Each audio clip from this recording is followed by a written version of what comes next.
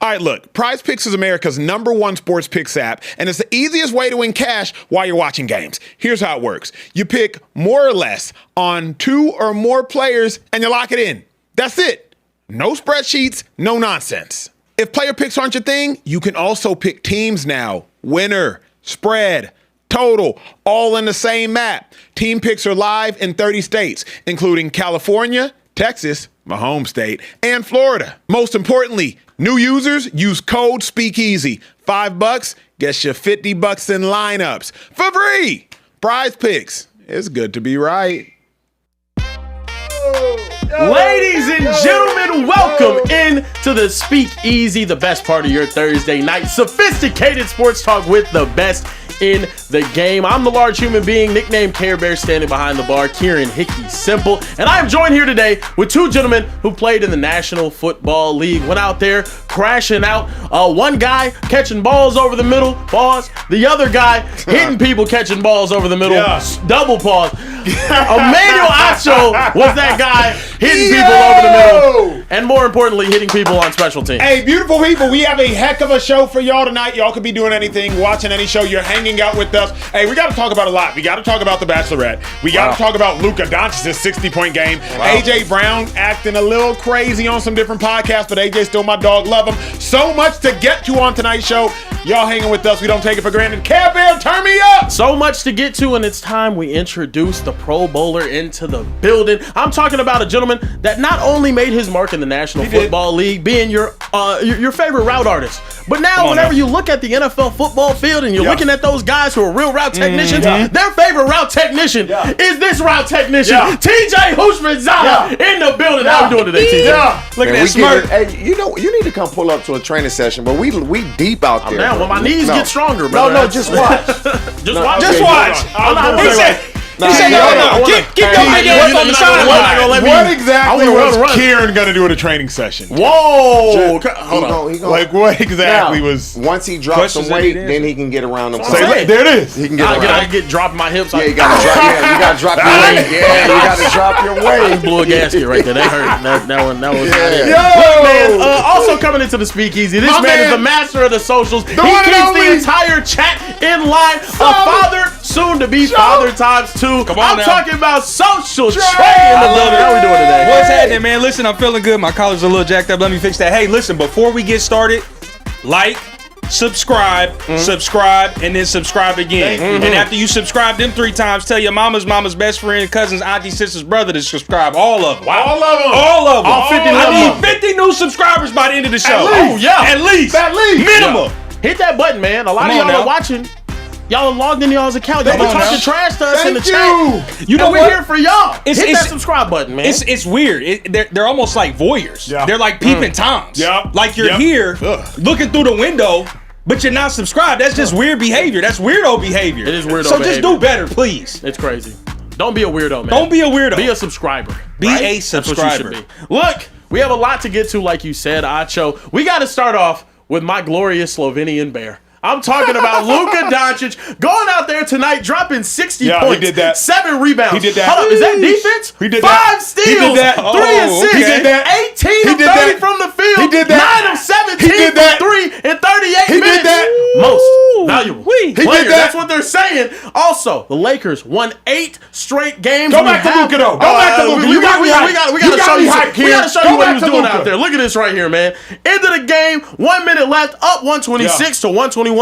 Around the streets where I'm from, we call this a dagger. Splash. Dagger in your face. Splash. Luka Doncic talking trash to old ladies, going out there dropping 60 on your head top, proving Trey wrong. Most importantly, fellas, the Lakers are absolutely rolling right now after 8 straight victories. What does this win mean for the Los Angeles Lakers? I got to go back to Luka. I didn't want to start the show with Luka, but now I'm hyped. Okay. Now you got me hyped. I got you. Now I'm hyped. I hear you. Luka Doncic is him. And I think you have to MVP him. You for sure got a first-team All-Pro him.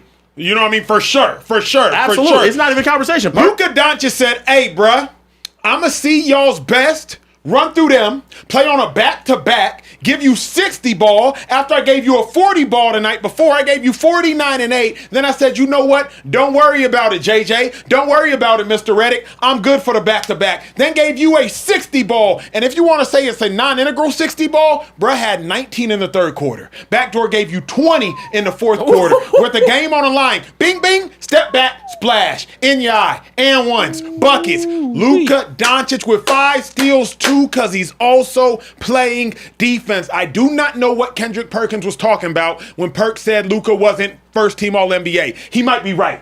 Probably because he meant he's the MVP. That must be what he meant. That must be what he meant. It must have been a given assumption that he's not first team All-NBA because he's the MVP. Because what I've seen Luka do down the stretch, Lakers have won 8 games in a row. It's the longest win streak for the Lakers this season. The Lakers could have been the 6th seed right now if they would have blown those games to the Rockets, blew that game to the Nuggets, and then blew that game to the Heat. Instead, Luka Doncic averaging about 42 points over those last 4 games. Dub, dub, dub, dub. MVP demand, people, please stop playing with Luka Doncic. Wow. Stop it. The resident Lakers fan here, TJ, how do we feel about the performance tonight for the Lakers? It's impressive considering last night was a high tense game. Yes, it was. To come off of that type of game, beat Houston a couple days ago, and then have to play them home and home again. Yeah. Flew to Miami. Beat them again. Then you got to fly to Miami late. Get in early in the morning and play. So just the intensity of getting back up for that game is important. But I'll say this. Great win. Luka is for sure going to be first. It's crazy how we had the conversation last night. And then now Cade Cunningham, he's going to miss some games. He might not even be eligible. Talk about so Luka's going to be on anyway. He's going to win MVP if he keeps playing like this. He may already have solidified it. But this is going to be the key for us as Laker fans. We got to do some of this in the playoffs on a consistent basis now. Like us as Laker fans, we want to see these performances in the playoffs, and they got to count for W's. That's what we want to see. We want to see you get 5 steals in the playoffs. We want to see you hit a step back with the game on the line in the playoffs. And so if he can do that for us, and ain't no more talking about Luka. You have nothing else matters because now he's putting the team on his back and saying, all right, I got y'all. Let me get this rock. Yes. I got y'all. Yes. What he's done, man, is impressive. Yes. And everybody knows it considering, like, we didn't play the Wizards last night. Correct. We played the Houston Rockets, and the game was important. But Pete, because you know me, I be on my PrizePicks, code Speakeasy. I be on my PrizePicks. So I not only am I watching the game just for ha-has and kikis, I'm watching the game to make sure we can make some bread too. You know what I check? The first thing I check is, where is the Lakers' opponent in the seeding? Because how hard are they playing and what do they have to play for? He got a lot to play for, G. He trying to avoid the play-in. Like, he got a lot to play for. Do not think for a moment that this little Heat game was a cakewalk. Do not think that for a moment. The Heat are trying to sit there and climb to the 6th seed, as I believe they're currently the 8th seed. This was a monumental game, but here's all you need to know. 12 games remaining? About 12? About 12 of them. About 12 of them. Okay. Here's all you need to know. Austin Reeves was a game-time decision. He played. Luka Doncic, LeBron James were both game-time decisions. They both said, hey, you know what? Back-to-backs, we can handle it. LeBron went out there, got a triple-double, age 41. Luka Doncic went out there, 60-piece and 5 steals. Austin Reeves went out there, I think 17 points, 4 dimes, and about 4 boards himself. It was hard for me, T. Lakers beat the Rockets back-to-back nights. They could have been like, you know what, we Gucci. Let's take this game off, if you will. Let's rest, let's recover. The road trip has ended. I think they're coming back to LA after this in 2 days. They could have said we good. Instead, they grabbed the opponent's heart and said, we are not going to let up. And T, now they've won 8 straight. Only 2 teams with longer win streaks, the OKC Thunder and the Atlanta Hawks. Man, you got to applaud the Lakers. That's leadership, though. Yeah. When your best players lead by example, not by words. We're going to lead by example. Yeah. Now everybody has no choice but to follow suit. JJ Redick is probably feeling like, okay, now my message is getting across. But again, it's the regular season, and all of this will not matter if we don't make a run in the playoffs. It's not going to matter. We got to do something in the playoffs because we know in the Western Conference, it's going to be a dogfight. Yeah. Now, as the resident Mavericks fan here, you know, I've seen Luka do this in the playoffs, and I've seen them get hot in the later part of the season. So this is actually very reminiscent of that 2024 season where the Mavericks and the Celtics had the best records in the NBA after the All-Star break. The Lakers right now sitting with the best record in the West since the All-Star break because of this 8-game winning streak that they've had. They are looking unbelievable. And during this 8-game stretch, I want to talk more about Luka. Let's look at what he's done. Because I think a lot of people are throwing that MVP word out there and saying, oh, well, it's crazy Shea still got the award. Why does Luka need to do this to get the credit and the recognition? 60 points, 40 points, 36, 30, 51, 31, 35, 44. These are the numbers that he has put up during their 8-game winning streak. And you're also looking at him playing a better brand of basketball defensively. If you're really watching it, that's what's got me most excited for the Lakers' chances come playoff time, is the fact that he is showing up on the defensive side of the ball. Luka is playing at an MVP caliber level right now, and he's the most valuable player for that team. Now, granted, like you said, that old man, he did his thing again tonight. Back to back, we gotta give him a little bit of credit here though too. 8 of 12. I think he started off the game 8 of 8 as well. 15 rebounds, 10 assists, a calm little triple double on a back to back for LeBron after a night that he had 30 on 13 of 14 shooting. Ridiculous. But as it pertains to Luka Doncic right now, brother, I think he's the MVP. I think we're in a similar situation that we were in 2024, and voters, now you have the chance to do the right thing. You do. It's a season in which, I mentioned it yesterday, LeBron James and Austin Reeves, the second and third best scoring options for the Lakers. They missed 48 combined games this year. And where are the Lakers? Firmly cemented in the 3rd seed as it is right now. They close out the season strong. They have the 3rd seed going into the playoffs. Luka Doncic is the reason why this team has been absolutely rolling, averaging 33, 8, and 9. Yeah. He is unbelievable. And it's time we give him his damn credit. I've heard so much about why Luka shouldn't be. I need to hear more about why Luka should be. And I'm going to be the one to start it. MVP that man. MVP that man. MVP him. You hear it, Trey? You hear it, Social Trey? I hear it. Come on now. I hear it. Listen, Rome wasn't built in a day, and neither will my admiration for Luka Doncic. He's had a hell of a game, hell of a stretch. He's playing really well. I'm starting to eat my words. I will admit that. I am starting to eat my words. Acho, can we break down how this started? Break it down. Started off with us asking, who's a better scorer? Is it KD or is it Luka Doncic? KD is still the better All scorer. time. No, that question got answered quickly because we saw It them got play answered back very to back quickly. night. And y'all made the point. quickly. Hold up. And the reason why we went to the next topic, which was, who's more clutch? Yesterday in the clutch, when we saw him play the Rockets, who was turning the ball over and who was out there hitting daggers and talking to old ladies crazy? Then that question got answered. Then that question got answered quickly. That question got answered very quickly. That question got answered very quickly. KD took 11 shots. He passed half court.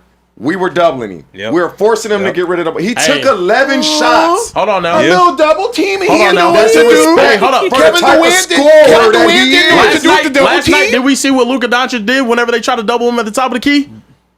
Get through that double. Long. Take me through Hey! that. That's what happened. Over and over again. He dropped 40 on him after that. KD didn't know what to do with a double, bro. JJ Marcus Smart was picking his Luka pocket. just dropped 100 Redick points had a in back-to-back better game games. plan He than Udoka. That's He all did. that is. He had did. a better game plan. That's it. Come on now. Stop discrediting Come on now. Luka the Dawn. No, that's please. Come on now. Hey, when you trap KD, who gonna take the shot? Name somebody on the Rockets. Give me somebody. I would have said Eason could have took it. Smith could have See, took that's it. Thompson. You ain't even say they second best player. Sengun? Sengun. That's my point. He in the paint. But He in that's the my point. paint. But when they double team Luka, who taking it? LeBron and Austin Reeves. Right away, we know that. Yeah. When you name 4 or 5 guys, that's the problem. I wanted to bring up this stat because I saw this earlier as well. Whenever we start talking about, the Luka KD conversation, I think it got killed automatically. We're gonna talk Dead. more about KD later on. Headshot, It's dead. it's headshot dead for real. Let's talk about Luka's defense here. He turned the corner. 0.84 PPP allowed in isolation, essentially meaning like that's his rating against players that he's defending in isolation. That's the top rating in the league, according to this statistic. Top 10 in steals, top 7 in charges drawn. The most impressive thing, though, 95th percentile in shots contested, staying in front of people, moving his feet. He has played a better brand of basketball on the defensive side of the floor. 87th percentile in rim contest. Yeah. Do you guys think... this is why... Go ahead. He's played better. Ask your question. Hold up. No one is saying that Luka Doncic is an elite defender, respect but your he's time. doing what he needs to do on the defensive side of the ball, which has contributed to winning. Which is not. I'm not just making stuff up, Trey. It's a verifiable fact. Yeah, absolutely. What's your question? Ugh. This guy Trey. Or I could just sound off. Just do what you want This to do. guy Trey stinks. So for this real. is a show about nuance and context. Of course. Correct? Of course. We appreciate and acknowledge and really demand that. We demand it. Demand it. Yes, we do, Okay, sir. it is Yes, we do. demanded. So let's not just throw baseless statistics out here, okay? Baseless. Luka Doncic has never, ever guarded the best man on the other team, ever. So take these defensive statistics with a grain of salt, please. He is guarding the third, fourth, and sometimes the fifth best player on the court on the other team at any given time. So let's just take that with a little bit of context, please. He's not strapping up Shea. He's not strapping up Tatum. He's not strapping up anybody else that is on his level offensively on the defensive end. Who's strapping him up? Who's strapping him up? That part. Nobody's checking Luka. That's fine. He's unguardable, but he's also not guarding anybody that's unguardable. So let's just pump the brakes a little bit. Jokic had to guard Embiid twice a year. Yep. And Embiid ducks him every time. So and Jokic still got MVPs after MVPs after MVPs, bruh. Facts. So what is land your play for me there? Mute his mic. Come on now. See, when you start truth speaking, they try to take your mic away from you. But at You some start point, speaking truth to power, they want the mic shut off. he gonna have to do it when the stakes are the highest. Yeah, that's true. He's gonna have to do it when the stakes are. He does it then, everybody gonna shut up. Yeah, that's Yeah, facts. yeah. That's fact. Hey, Lucas, man, come set this screen for me. Come set the screen. I Now do he's have in the another pick and question. roll. Talk to me, G. I do have another question. Talk we to kind me, G. of got debated. We debated about this earlier. Talk right? to me, G. Luka Doncic on the cusp of in his 8th NBA season having his 6th first team All NBA, which would match paint pictures. guys like Kevin Durant's all time first team All NBA selections. Yep. If Luka Doncic retire right now, is he a Hall of Famer? Come on, bro. Duh. Yeah, that's easy. Easy. It's easy. Trey. Yeah, I agree. That's easy. Yeah, that's easy. Trey, what do you think? Yeah. It's the Basketball Hall of Fame, That's it. Yeah. first of all. So we got to keep that in mind. Of course. It's not just the NBA. No, it's the Pro Basketball Hall of Fame. Pro Basketball Hall of Or Fame. is it? Yeah, it might be. I don't know. It's the Basketball Hall of Fame. I think it's just It's a Basketball Pro Hall of Fame. Football Hall of Fame. Yeah, it's Basketball Hall of Fame.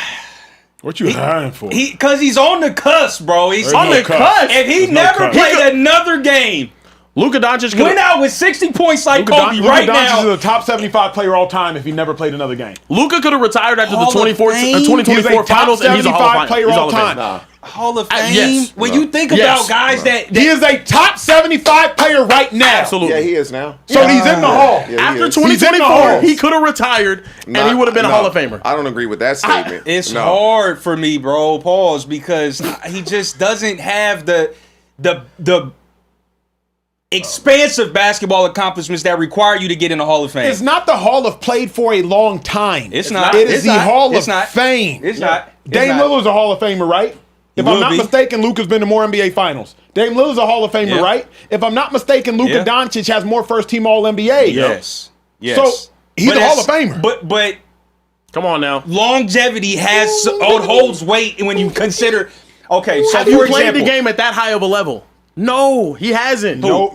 He Whoever. hasn't. Whoever. We're talking Outside- about a league that put a Hall of Fame that has Yao Ming in it. I mean, honestly, it's But not Yao many played for guys that have 14 played at years. And he Luka's didn't level. accomplish Correct. what Luka It's did in not. Hold on, 5. hold on. To There- T's that- point, that's there's probably, 11 players in history that have played at Luka's level? The way Luka scores the ball it's not 7 guys, maybe 7 guys of the history of the NBA Hey, I like that take. scored the I ball like that at take. It's a great Luka's take. level. It's one of his best takes ever. Like, think about that. It's one of his best takes of When all you time. talk about basketball, Come on now. scoring the basketball, how many Historically guys great can take. score at the level with the easy scores at? And he not overly athletic At all. He ain't At just all. going by guys At dunking all. the ball. At all. And so you got to give him his credit. Yeah, I mean, listen, the only argument I have, and it's not a strong one, is that he just doesn't have the longevity. To me, longevity matters when you talk about a Hall of Fame career So because Udonis Haslam should go in then, huh? no, I'm not saying that because Okay, I just wondered. see now we're being I just said longevity.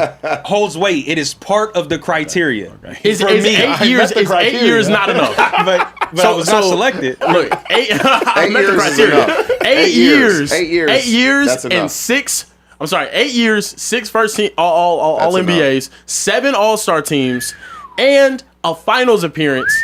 A winning record in the play. Bro, come I would on. like to see it. I Oh would my like to. I God. would like to see at least 10 years. If I'm not mistaken, the NBA pension doesn't even kick in until year 10 for veterans man like said that. 10 So He years. can retire right now. He's all of This it. man I said just, 10 years. Hey. man, I don't know, bro. I actually make the argument he can retire right now. He should be in above Damian Lillard. He should Thank get him you. before Damian Thank Lillard gets you. him. Thank you. Yes. Let me get that jacket off Yes. you, Dame. Let me get that Come jacket. on, bro. The one with the patch we on gotta it. stop Both discrediting times him at 75. some We point. can't do that. Cold-blooded, bro. Dame Lillard's like, huh? I'm taking shots. He's still top this 75. come We from? can't- Dame is catching straight. James Hey, awesome. Hall of where Famer, this no come question. from? I'm Yeah, getting this top straight. 75. Where this come from? Yeah, facts. Dame cold as hell. Dame cold as hell. on now. Y'all know it's a speakeasy, bro. Yeah, It's a nah. hey, we got lit. too much show to get to. Keep it No, popping, kid. we do have a lot of show to get. Actually, let's get to some super chats. We do Super have chats? some We super do got a chats. couple as super is chats. right Listen, now. Lord to Success Yeah. 306 and a $50 super chat and said, "Hey guys, Hold on. Start the show with some $50 super Come on, chat. facts. This We is our love last that. show of the Right week. here. This is our love last that. show of the We week. love Y'all that. stop playing around and start with some $50 super chats. Come on now." He said, "Hey guys, this is the first time I caught you guys live. I am a loyal listener on Spotify. You guys are amazing, and I never miss an episode. I just want to let y'all know I enjoy listening to y'all. Go Birds." Another Eagles fan. We'll take it. We know y'all are, in droves out there. They are. But shout out to Lord to Success. We got another one from Teflon Gunsmoke. Said, What up, Teflon? SGA last 10 games, averaging 31.5. Cool. With game winner against the Nuggets. That's cool. Closed out the Celtics. That's cool. Closed out the Warriors. Congratulations. And closed out the Knicks with a step back three. Don't disrespect Shea. Not at all. But Don't disrespect Did Shea. you forget Luka's game winner versus the Nuggets too? Yeah, he did. Did you forget Come on now. Luka stepping on Kevin Durant's Yeah, throw? he did that. Did you know forget what- you Luka know what it Doncic is, in the though? back-to-back with a 60 piece? Everybody Yeah, he expected did. Oklahoma City to be the #1 seed. Yeah. I don't know if everybody expected the Lakers to be where they No, are. Hell and, no, and that's definitely why I not. believe Hell no. Definitely you not. have to acknowledge it a little more. Let's be honest too, though. The Lakers retooled what 40% of their starting lineup and about 50% of their top 8. You know what I mean? Like Marcus Smart Yeah. enter, DeAndre Ayton enter, LaRavia enter. You know what I Yeah, mean? Like yeah. Vanderbilt gone, not gone, but not gone To as the far as bench, playing yeah, time. right. And then Dorian Finney-Smith gone. Like Yeah. the Lakers have completely retooled And the top 8. The Martin kid. Which one? Number 55? Kieran, what Martin was the It was a sorry one, number 55 last year. I forgot his name. Gabe Vincent. There we Gabe go. Vincent. You thought it was yeah, Caleb Vincent, Martin. not Wrong Martin, light yeah. skin. Yeah, no, How y'all light skins forget a light skin? Man, listen, There's the Martins there are is a twins certain, too. Yeah, you know, there's sometimes yeah, we, That's crazy. All light skins look alike? Sometimes. there's a lot of crossover. That is a lot of fair. crossover. Trade some locks away from looking like Gabe Vincent for sure. Yeah. That is fair. Yeah, That is fair. Listen, another $50 super chat from Talk to Joe me, Trey. Show. Talk to me, Trey. D3G said KD is the better scorer when it comes to him versus Luka. Durant Thank is a you. 4-time scoring champ with you. multiple 50, 40, 90 seasons Thank you. and about 27 points per game on elite Thank efficiency, you. shooting around 50% from the field and nearly 90% free throw percentage. Luka scores a lot, but he needs more shots. That's all I'm saying. That's Just all. give me a little bit more longevity. That's where we Just agree. a little bit That's more where we longevity. agree. Just a little bit more We longevity. real hoopers. Let me Facts. break this Come up. on now. Let me break this up. Hold on. Okay. Luka has proven he has the ability to create more shots than Kevin Durant. So do not punish a man Create for more utilizing We've with his seen it. handle. We've Luka seen has it. the ball on a string. Luka On got a better bag than KD, Did and you it's ever not yo-yo even remotely going up? close. Did you ever You yo-yo need a going up? bag to be slow at 6'7" and doing what he does. Luka has the ball on a string. Do not punish Luka for being able to create more shots than Kevin Durant. Luka would never, ever, ever, ever disappear like Kevin Durant did them last 2 games versus the Lakers. Ever. 2 shots in the first half. Ever. Luka would never disappear like Kevin Durant did. Ever. If Luka's getting trapped, he gonna disappear and pass that ball. Come on. He's gonna dribble out of it. He got trapped. He got trapped in the last Rockets. game, and that's why they won. Okay. Listen, Kevin Durant took 11 shots Whose fault is that? because we were trapping him, and he was 7 for 11, a very efficient Yeah. 11 shots. Yeah. At that, Oh my God. that's all it is, Bro. If- Yeah. Yes. TJ, There's- they trapped And I'm Luka happy in that that- game. They trapped Luka in that game, and what did he do? Man, Lob to they- Aiden. Every time Lob to K- LeBron. How many times? Lob to Rui. How many times? Over and if over you go again. back and watch the game, KD was trapped at least 3 times more than Luka. Sure, but the Sure. difference So is what do you do in those situations, No, Max? the problem is this: every time KD got trapped, he would either pick up his dribble or he would try to dribble out and get plucked by Marcus Smart. Luka never picks up his dribble when he gets trapped. He just waits, fights his way through it. and he kicks. He either swings that joint or he finds a lob threat. He throws a lot of turnovers too, though. He throws a good amount of. Now it's decreased. Kevin Durant had 5 turnovers. He in the did. first He looked game. very nasty in that game. was He looked disgusting. disgusting. It Games, was plural. Put the S on the it end. was deplorable. Games. It was deplorable. Games. Yes, but Luka has But had we're his talking share about of bad score. games KD's too. a better scorer. KD's a I'm better tired of scorer, listening man. to y'all. What's the next Yeah. super chat, Yeah. bro? Listen, I hate both of y'all. Last one I got before we got to keep it moving. Talk to me. Protective Service LLC said, I have a question. Is the reason the Giants topics on the show are so short because Shady on the show sometimes or because Carebear is a Cowgirls fan? Honestly, bro, Giants ain't gave us enough to talk about. Just not enough there. Yeah. Just not enough. Giants ain't Well, I gave us enough to mean, talk when about. Jackson Dart first came around, we were talking about We the were, Giants. him and Scatterboo. But whenever hold up, go back and watch the episode. Whenever they beat the Eagles, Yeah. I was big up in the Giants. Yeah. It's, The Giants it's, gonna it's be not a my surprise fault. Was that when you team brought this the year. Eagles I'm back? saying that now. They're Yeah, gonna be a I brought the surprise Eagles team. back, yeah. Surprise team? Yeah, I like what the Giants, man. I like what they doing. Over under 9 wins. Over. Bet. Bet. I like that. I like that a lot. Hey, Rome, since we talking money right now, we getting some big time super chats, bro. Let's go ahead and show the people a little money today, bro. Here's the thing, Trey. Here's what I've realized. Here is what I have realized. I get stage fright. You superstitious. I get stage fright. Oh, I get scared gosh. to perform on my bets. You My KD. prize picks. I am. I'm the KD. KD gets I'm the away. KD of prize picks. Because today, beautiful people, here's what happened on prize picks, man. Davion Mitchell, over 9.5. Easy. Need that. He did that in about the first half. Luka Doncic, over 24.5. Come on. That's a 60 spot. Quick turn 1,000 into 2,600. Look, y'all. Damn. Prize picks, code, Speakeasy. I'm going to do this for y'all, too. Ooh, he won that good money today. I'm going to just Yeah, let y'all he start did. trailing me. I'm going to share with y'all my username next week. Next week, as soon as y'all sign up, I'm going to share with y'all my username, and I'm going to just let y'all start trailing me. But I'm just telling y'all, we be hitting in a Speakeasy using the code Speakeasy on PrizePicks. If you haven't downloaded it, what you still waiting for? We got 3,000 people watching the show right now, and you just losing money? You just finna be broke this weekend by choice? By choice? You're making the decision to be broke? Huh? Make it make sense. Kieran, get it popping. Look, man. That's crazy. We got to keep it pushing. It's time we talk about the biggest rumor in the NFL world right now. The Eagles and Patriots allegedly have an agreement in place to trade A.J. Brown post June 1st when some money gets off the books. A.J. Brown was on Julian Edelman, Patriots Legends podcast, and I'll let you guys listen to what he had to say. Just remember, we're all patriots. You know that, right? Are you going to be a patriot? Are you going to be a patriot? So look, a little bit of a wink. Christian Gonzalez ended up reposting this post from Julian Edelman earlier today, 9:30 in the morning. Was a crazy news to wake up to. Fellas, is A.J. Brown a bit out of line for winking as if he's going to be a Patriot? Or is he You a just wide playing out, T. games? You a wide out. You in the Speakeasy for this topic right here, T. Do not mince words, T. I love it. Ooh. I do. A.J. Brown has obviously wanted to be out of Philly. And I believe that's an indication that is going to happen. I always felt like him and Vrabel got along very well. Vrabel gets him. When I believe it was Vrabel that said, like, we talk all the time. We communicate. We text each other. When you still have a relationship with a coach years after you've played for him, Facts. y'all really understand and like each other on a personal level. And so if the Patriots get A.J. Brown, they're going to be a problem. They're going to be a problem. Can they play defense like that again? You would probably say absolutely with Vrabel being the head coach. It was offensively, how are they going to evolve? A.J. Brown is going to be by far and away their best receiver. Romeo Doubs is going to be a great number 2. And so now it's just, can they stay healthy? But that little wink, if it was untrue, he would have been like, man, I hope, I'm still with the Eagles, but we'll see what happens. That wink right there tells me everything I need to know, especially with Jules obviously being a Patriot. He has some inside news, and they just got to be careful with releasing it. Yeah, facts. So context, this conversation was from February 19th, right? So a couple weeks after the Super Bowl. I don't know if that makes it better or worse because now it's pre-free agency. You feel me? So I don't even know if this makes it better or worse, but just a little bit of context for y'all watching at home, for some of y'all in the Why chat. did this just get released? You know how nobody it is, really bruh. paid Stuff attention just, to it. exactly right. Yeah, You know how it is. yeah. Stuff just surfaces Yeah. and then it reaggregates. To me, I love A.J. Brown. I love A.J. Brown.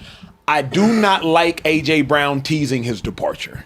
I don't like A.J. Brown teasing his departure only because, bruh, if you're going to leave, then obviously just leave because that is what's best for your career. But the tension is, if you tease your departure, number one, if you don't end up departing, think about all the people you're going to turn off and you're going to tick off by teasing a departure. That's the first thing. He already done pissed him off. He don't already care. don't care. Correct. They done pissed him off. He don't care no more. But the second thing, and maybe the most important thing, is like, if you do chunk the deuces, make sure you leave on good terms. You never know if you're going to come back around. And obviously, that's a franchise that more than likely will be the pinnacle of your career. You probably aren't going to go somewhere else and have a better 4 or 5 year run than 2 Super Bowls, including a Super Bowl win, including multiple All-Pros, including multiple 1,400-yard seasons. Tennessee wasn't better, and I'd be hard-pressed to believe that he's going to go somewhere and go to 2 more Super Bowls following this. So, just understand what the Eagles have done for you along with what you have done for the Eagles will not be replicated. In your opinion, what would be, or what do you believe is the biggest reason A.J. Brown wants to leave Philly or would want to leave Philly?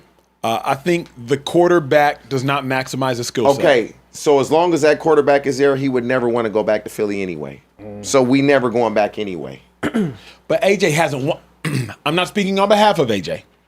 This is all hypothetical. We're role playing right now. For a fact, yeah. Pause that. But you could suggest that AJ has wanted to leave Philly for a while now. Yes. And he's still been there. Oh, crazy. But now they look like both parties. Yeah. Specifically the Eagles more than anything. That's it. They're more acceptable to it now. Like, okay, yes. I feel like it's getting to the point where maybe ruining the team. Every year. 2 years ago, AJ's reading books. That turns into a 3-week conversation. This year, AJ's posting cryptic things on Instagram to the point where Jeffrey Lurie had to talk to AJ during practice. I played for the Eagles for 3 years. Jeffrey Lurie would come to practice every now and then. He's not talking to nobody. Jeffrey Lurie's sitting on the side with the team president, first name Don, I forget his last name. He just sitting on the side with the heads of philanthropy. They chilling, they ha-ha, and they kikiing. When I heard Jeffrey Lurie was having a conversation with A.J. Brown, I said, oh. And then you got to remember, Lurie said, hey, just promise you won't post on Instagram no more. Then you out here making deals with the owner. So I do think it's a point where Howie's like, all right, bro, you can move on, but we not finna let you go for nothing less than 2 first-round picks. Hey, I'm telling you now, though. The Eagles better draft a receiver. Or they need a receiver. They not just going to be able to do it without just Devontae Smith. Smitty, Hollywood Brown. So you need a number 2? Yeah. I think Smitty a 1, bro. For what I say you need a 2. You need another receiver. Unless they can get back to, we just going to run the ball with Saquon and be very effectively 2 years ago. If they can do that, they're fine. Yeah, I think that's the offense has to be what they have with Saquon. And I also completely disagree with your on take what? on you need to leave amicably. Yeah, what are y'all going to do? Punish me by giving me 1 target in the NFL football game? Oh, wait, you already did. Yes. What are y'all going to do? Punish me by having my quarterback not complete a pass in the second half? Wait, you already did. Twice. I don't like AJ shouldn't care. He shouldn't care. You wasted a year of my prime. I'm capable of having 1,400-yard seasons. I've only had one 1,400-yard season because my quarterback can't get me the ball the way I want the ball to be getting. Come on, bro. Here's my what are we talking about? Let me address him. Hey. Can I address the light skin? Yes. Remember, he's a YN, though. Keep in mind, he's a YN. The reason you do got to leave on good terms, it was November 3rd of 2024. I was in Philadelphia. I was at the Eagles versus Jags game. And the most notable thing for me was not Saquon Barkley flipping over a person. It was what happened at halftime when LaShawn McCoy got his jersey retired. He got his jersey retired, as did Malcolm Jenkins, in large part because how you represent the organization, especially until they retire your jersey. Yeah. Malcolm Jenkins most notably. Nobody would necessarily think of Jenkins as like an Eagles Hall of Famer, but Jenkins is like an incredible human being on and off the field, did a lot for that city. If AJ dips, Tennessee not retiring his jersey. He didn't have a jersey retire worthy career there. Philly, you finna dip, piss off Howie, piss off Lurie, piss off the fan base. Philly not finna retire your jersey. Jalen Hurts has retired your opportunity to be a Hall of Famer. So now you played in the NFL, but who's gonna remember you? Hey, that's you know what I mean? That's a great point, but I'm gonna tell you this. There's not one player when they're going through that journey that thinks about that. They don't think at all. Not one player we're not thinking, damn, I got to handle this the right way because I hope they retire my jersey. You never, ever think about that. And then to defend A.J. Brown, let's just be honest. Be honest. You know how many players would have gone crazy to be in the situation he was in? Yeah, he did some cryptic things. And dude, I know players, I'm just going to kick my feet up on the table in the meeting room and go to sleep. Yeah. I'm just going to leave practice just to piss you off. We're going to be in a Saturday night meeting. I'm going to just go lay down on the floor in the back. Yep. Those things happen. He didn't do any of that. And so he was a professional. Now, the wink, I like that. He didn't say it was giving us a kind of a hint. I love AJ. But I love AJ. The way they want to categorize us as he handled himself the right way. But there's not one guy that thinks, oh, man, I hope they retire my jersey. Man, we ain't thinking about that at all. But should you be? When you get to our position, yeah.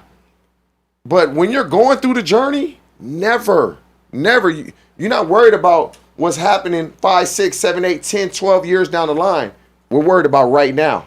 At least I was, and I'm assuming a lot of us think that I agree. way. The crazy part is, though, respectfully, T, at the end of the day, that's all that matters. I don't want A.J. Brown to be a really good player that played in the NFL that everybody forgets about 10 years from now.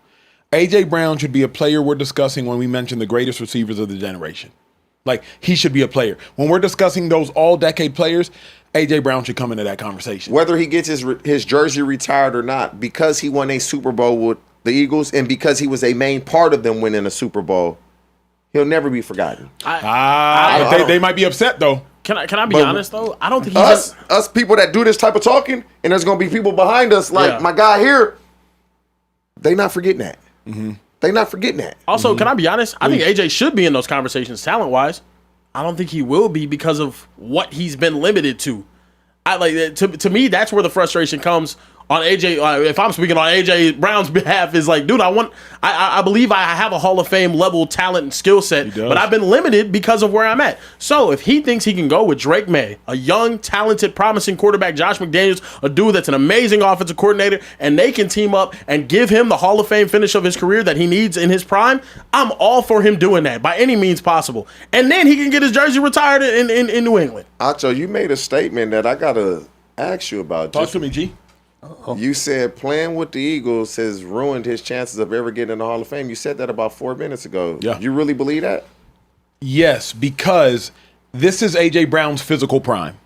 A.J. Brown's physical prime, I believe he should have had 1,400, 1,500, 1,300, 1,600. So you don't believe he can kind of get back and recoup this if he's traded to the Patriots? Here's why. You're now asking A.J. Brown to do at 29 and 30 years old what could have been done at 26, 27 years old. If you look at every great Hall of Fame receiver has that like 6-year stretch.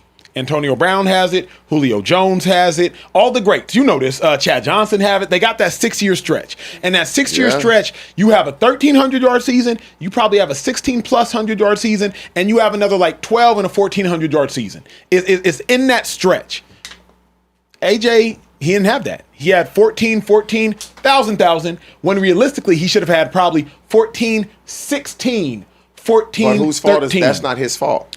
That's my point. Now, this is what, and I think I said this, we almost have to change, when the receiver's 30, I'm telling you, the way the rules are, like, when we did the CBA, everybody wanted less practice time, and dumb. Don't do that. That's dumb. But, you can't, nothing you can do about it. The way they practice, the limited padded practices, and just all the health and safety precautions that they take, do you really, 33, 34 to me is the 30, 31 now. So when you get 30, 31, your body hasn't taken a pounding. Like you not worn down like you were when we were playing. It's completely different. We was in padded practices when I was playing, sometimes till week 13, 14. You can't even be in padded. You only get, I believe it's 20-something padded practices a year now. Here's the only reason I might disagree with you is like, I don't know if DeAndre Hopkins, I don't know if Julio Jones, I don't know if they would co-sign what you're saying.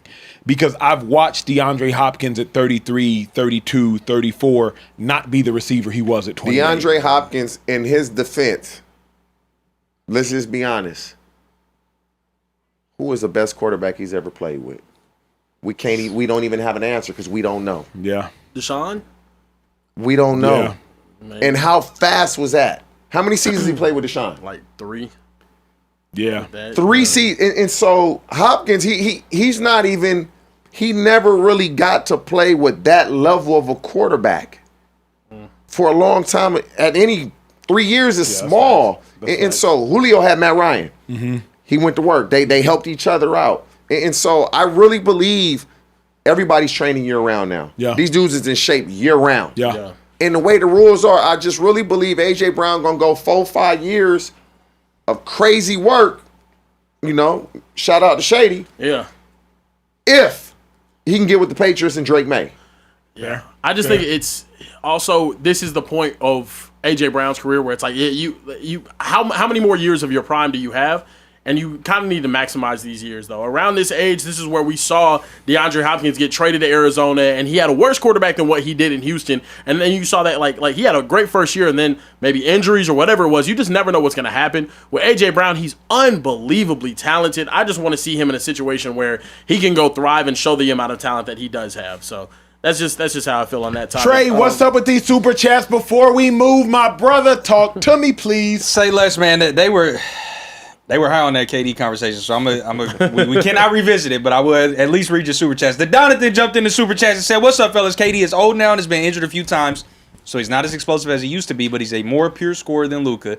He is 10 years older and the number one option on a team without the greatest of all time, and LeBron James." Central Cast sent a super chat and said, "Acho, I'm broke because of you. I trailed you.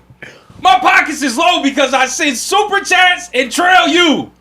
I got Trey on my neck saying I need a job and to stop making memes." That's facts, bro. Hey, he put it in all caps. That's why he screamed it. Hold on, G. He did. You couldn't have trailed me today. You seen the dub I took today, bruh. I think it was yesterday. Okay. I think it was Okay. yesterday. He said, I didn't have a good day The yesterday. ones that posted on the IG. You ain't gonna win all the time, man. Hey, you can't win them all, Can't bruh. win 'em Can't win them all. Can't Not win with them them all, all. man. That's facts. Listen, Noel Santana 4437 said, "Watch y'all boys every morning. Stood up tonight to holler at my boy Luka Donbear. Yeah. What he's doing in the first half of games will get dudes a max contract. Trey, my dog, TJ, Acho, Stefanski, and Shady. Love from New York City." Acho Stefanski. Acho Stefanski is crazy. It's crazy. Ashfansky, man. Achfansky. Last one I got is from Big Smoke 716. Said KD is great, but can't hold a candle to Luka. The KD greatest scorer narrative is played out. This is not 2018. Who Y'all said hype that? This is Big Smoke. He said y'all hype KD way too much. His career outside of Golden State is He just don't like KD Check the then. playoff. He can't see good. Yeah, he don't facts. see very well. He don't see it's well. somebody I'm else not that here to just don't discredit like the KD either, legacy, but though, He too. cannot So that's, see I love very KD. well. You can't do that. Yeah, no, Definitely you do can't. that. If they stay healthy in 21, bro, the Bucks don't win no damn championship. The Nets do. And that's just, they were up 2-0, ended up getting hurt. Stop. Damn. No, I'm not Here- gonna, here I'm go not the gonna, I'm not gonna Nigerian. take Giannis' Here we chip go. away because if they stay healthy and if KD wore a size 13, shut up. Giannis got a chip. I'll say this about Giannis. He had the opportunity to play a bunch of elite players, right? Offensively on the East. He had a chance to play Kyrie and James Harden and KD all in the same team. Two of the guys got hurt. They ended up losing because Bruce Brown was taking shots at the end of the game. Whose fault he is had that? a chance to play against some of the best defenders this era of basketball has ever seen. Kawhi Leonard. Paul George, who was an elite defensive player at that time. Anthony Davis. You know who he got matched up with in the NBA Finals? You know who's tasked with taking on the MVP in the NBA Finals? Jay Crowder. So I don't want to hear it, man. I'm sorry. Yeah. Jay Crowder. Here's what we not. The Clippers look great during that playoff run. Kawhi ends up tearing his ACL to cook. Yeah. What we will Come on not, now. under any circumstance, do is discredit Giannis' finals run because let me tell No, you, it was what Giannis is awesome. out He here played doing. great. I'm not discrediting him. Giannis gave you what Giannis? He had some On Jay legendary Crowder. numbers in that. He in went that. crazy on Jay Crowder. in the Giannis finals, gave man. you- that 50 piece he put on Jay He Crowder gave was you generational. 50 Yep. and 20. Yeah. On Jay Crowder. Yeah, He did. gave you He 32 did that. in game 5, 26 in game 4, 41 in game 3, 42 in game 2, and 20 and 17 in game 1. On a dude who got confused with Kenneth Faried by an entire generation. of First young off, it wasn't basketball always Crowder. Ayton should have been out there. Yeah, Yeah. Aiden can't do much though. Come on now. We just finished praising Ayton with the Lakers. No. But now Ayton can't. What we He's just a- what we he's just a- finished he's doing. evolved Hold on, hold on. Ayton. What we Ayton just was- finished doing with DeAndre Ayton Ayton was was- him Ayton was- looking in the mirror and saying, "You know what? I'm not that guy." Yeah. Okay. That's DeAndre Yeah. Ayton. So now- And He Ayton was him out on the then, perimeter and he's trying him now. to put his hand up on Brook Lopez threes and that's Come on, bro. like now look, I'm not here to take anything away from Giannis. You stayed healthy, you won a championship. Amazing run too. He's a top 5 player in this You era. know He's what's incredible. crazy? Here's what's crazy to me, T. Game 1 of those finals, then I'm done with it. Like Shady would say, DeAndre Ayton had 22 and 19, but he's a bum. Nobody's But saying he's a bum. defensively. What did he do 22 against Giannis, and though? 19. He was +8. 22 and 19. Yeah, but what's he supposed to do against Giannis, though? What's anybody supposed to do against Giannis? That's I mean, That's my Kawhi. point. I mean, Jimmy Butler showed that he pulled a chair under his ass and eliminated him early. That's what he did against Yeah. Giannis. Kawhi showed him, "Hey, I'll Giannis bust your hated ass and that. get you up out of Giannis there hated that, too. and go win a championship." That's what the elite defenders of the league did. Why are we talking Jay about- Crowder? I don't know what Jay Crowder is doing. against him. I'm not talking about Jay Burner Boy Crowder. Next. That's okay. Look, Burna Boy Burna Boy is is crazy. He does look like Burna Boy a little bit. Look, moving forward. Oh, I got to tease this topic. Oh, I mean, well, you are that guy. I have to. you are Look, as the resident former host of The Bachelor, I did host an episode. Facts. It's just a crazy, single Ken. episode? I thought it was a season. Nah, I hosted after the final rose. I hosted Okay. the episode. You and Jesse Palmer, man. 7.7 million people watched, though. I was trending. It's all good. Okay, turn I that don't want to brag. Y'all, T, the craziest thing happened. And Trey, you haven't heard this. I'm introducing y'all to this as Social Trey is being notified about it for the first time. Yeah, please. So, The Bachelorette chose this woman, Taylor Frankie Paul, to be the Bachelorette. Okay. Probably spent about $10 to $15 million to do it. Show is about to air in the upcoming months. I think May 22nd is about to premiere. Billboards all across LA for her seen them season. all over the place, yeah. All across LA. But today it came out that 3 years ago, the video came out from a 3 year ago domestic violence issue, and now they have canceled the season. Kieran, take it from here, sir. Let's go ahead and talk about this. So today, biggest news in the world outside of Literally anything in the world. sports. Yes, they ended up canceling the season of The Bachelorette. They released a statement. ABC said, in light of the newly released video that just surfaced today, we have made the decision not to move forward with the new season of The Bachelorette at this time. Our focus is on supporting the family. The statement from a Disney Entertainment television spokesperson reads, I'll let you guys take a look at the video. Viewer discretion Yes, is trigger advised. warning, If you're a domestic parent, violence, it trigger is warning. domestic violence Like that you are going to be witnessing. She goes crazy. Yeah. Domestic no, she does- violence trigger She does warning. go crazy. So I'll let you guys take a look at the video right here. Yeah, look at you. Look. Yeah, look. This is called physical abuse. Yeah. Yeah. See, Taylor, this is all you do. It's the only thing you know how to do. Holy It's okay. I don't give a f. Let me go. Stop. Dude, leave me alone. Oh My daughters would never do no shit like that. Your daughter is right here. Others by the couch. She ends up picking up another chair. Gosh. Oh, I stopped. She kept. Oh, I stopped. Hold on. One sec. I had to stop watching. One sec. This is the most No, troubling look, part of there's the only video. 3 seconds I'll let you left. guys listen. Oh my. Oh, wow. Hit the baby. Yeah, the baby ends up crying towards the end of the video. Now, I didn't even see in the light end of of this video getting released, Taylor Frankie Paul released a statement to Variety following ABC's announcement. I'll let you guys read it. It says, Taylor's very grateful for ABC's support as she prioritizes her family's safety and security.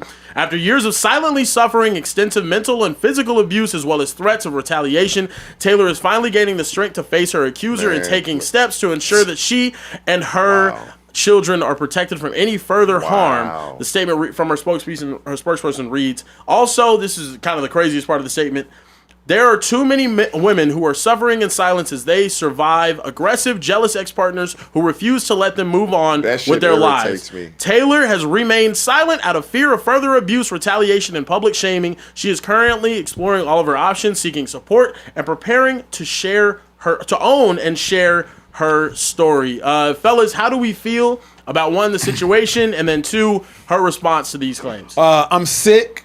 I'm disgusted. Shame on the Bachelor franchise and shame on the executives. You can grant somebody grace and forgiveness without granting them a platform. You can grant somebody forgiveness. We're all in need of it. Hi, I am in need of forgiveness in my life too. But you don't have to grant somebody a platform. Here's my thought process is this. You knew this video existed. You knew it existed.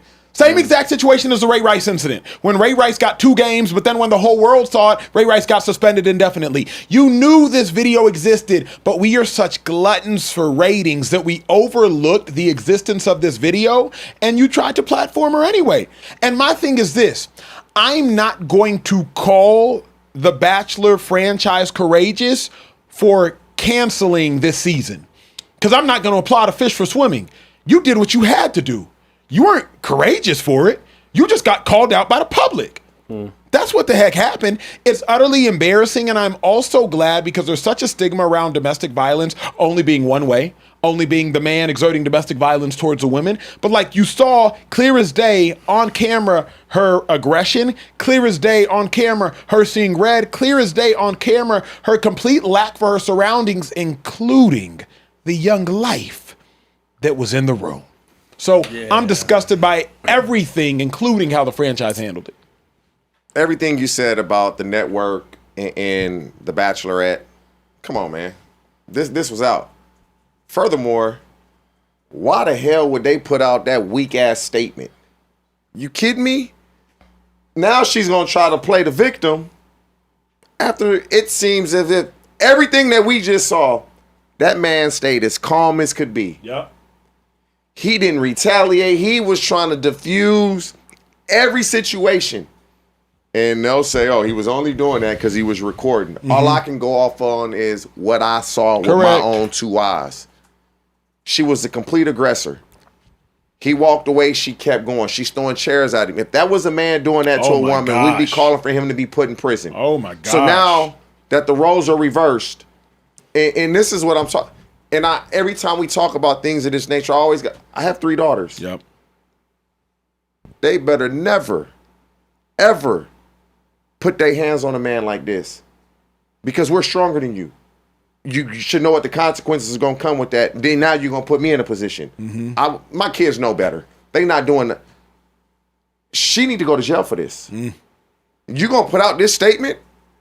Like, who's her PR people? That part. Like, you can't let the people see this video and then there's too many women who are suffering. What you suffering?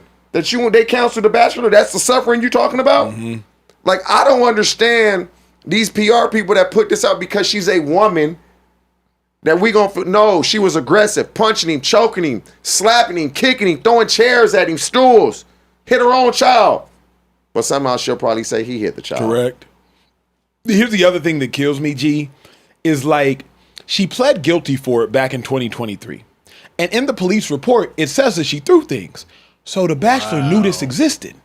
Like, they knew of this. This is what everybody watching right now. Here's what y'all need to know about the biggest topic today. They already knew it existed. It's just once the world caught wind of it, that's when they punished. They just got to take it. Like, that's we what's knew sickening this. To me. We knew this happened.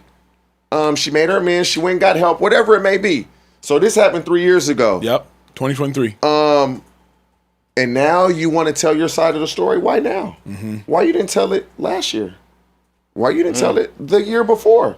And why you want to tell the story now? Hey, bring back Rome, bring back the full screen Kieran got on camera. Because here's the thing that killed me too. Second paragraph. There are too many women suffering in silence as they survive aggressive, jealous ex-partners who refuse to let them move on. Don't try to play the victim down. Now's not the time to try to play the victim. No. Because on camera, we just saw the victim. So, like, don't try to retroactively hit the Uno reverse card and play the victim. I'm sure you were victimized during the course of that relationship as well. I'm sure you were, right? It's any relationship. An individual is a victim at one time, a hero at another time. But in the midst of this, now is not the time to try to, woe is me, woe is me, woe is me. After what we just saw. He was so calm. You got to applaud him for that. Yeah. You know how many men wouldn't have stayed that calm? They would like, all right, that video would have never seen the light of day. Phone off, video off. All right, this is what you want to do? He stayed calm. He didn't even raise his voice. Yeah. He didn't even raise his voice because he knew, like the majority of us men, I'm so much stronger than she is. I'm so much bigger than she is. I'm not about to do this for her. She's not really hurting me, but I could really hurt her. Correct. He showed so much restraint, and I wish him the best, but man, that's wild. That statement is wild. Yeah, let me chime in here. I think the craziest thing for me though is like the immediate like this is a situation that happened to me instead of a situation that we're watching you throw chairs across your living room at someone. We're watching him verbally warn you that you're in the range of of your child. And then we're watching you continue. After hearing that warning, we're watching you continue it, and then the first statement you come out is not anything apologetic, not anything remotely close to it. That's a huge problem. That's a huge problem to me. And I understand maybe the video is not showing the whole story, whatever. Domestic violence is something that has a lot of nuance to it. So I don't want to just like couple it all into one, but what you're seeing is crazy. You're seeing so much red, it's forget the child that you have right there. And it's a small child. It's a baby that you're hearing at the end of this video. Baby ain't even walking. Bro, baby's laying down flat on, and you're so enraged. Regardless, you're throwing something metal across the house because you were so enraged in the range of your child. Ridiculous. And your first statement should be like, I'm so unbelievably embarrassed, shocked, whatever it is, that you guys had to see me in that state around a young child, my child. At the end of the day, that's ridiculous to me. I'm sorry, there's no saving that. And also from ABC's perspective, what are y'all doing? If y'all knew this video was out, it's one of the most shameful things I've ever seen happen. Show me the money. That's ridiculous. Let me ask you this. Talk to me.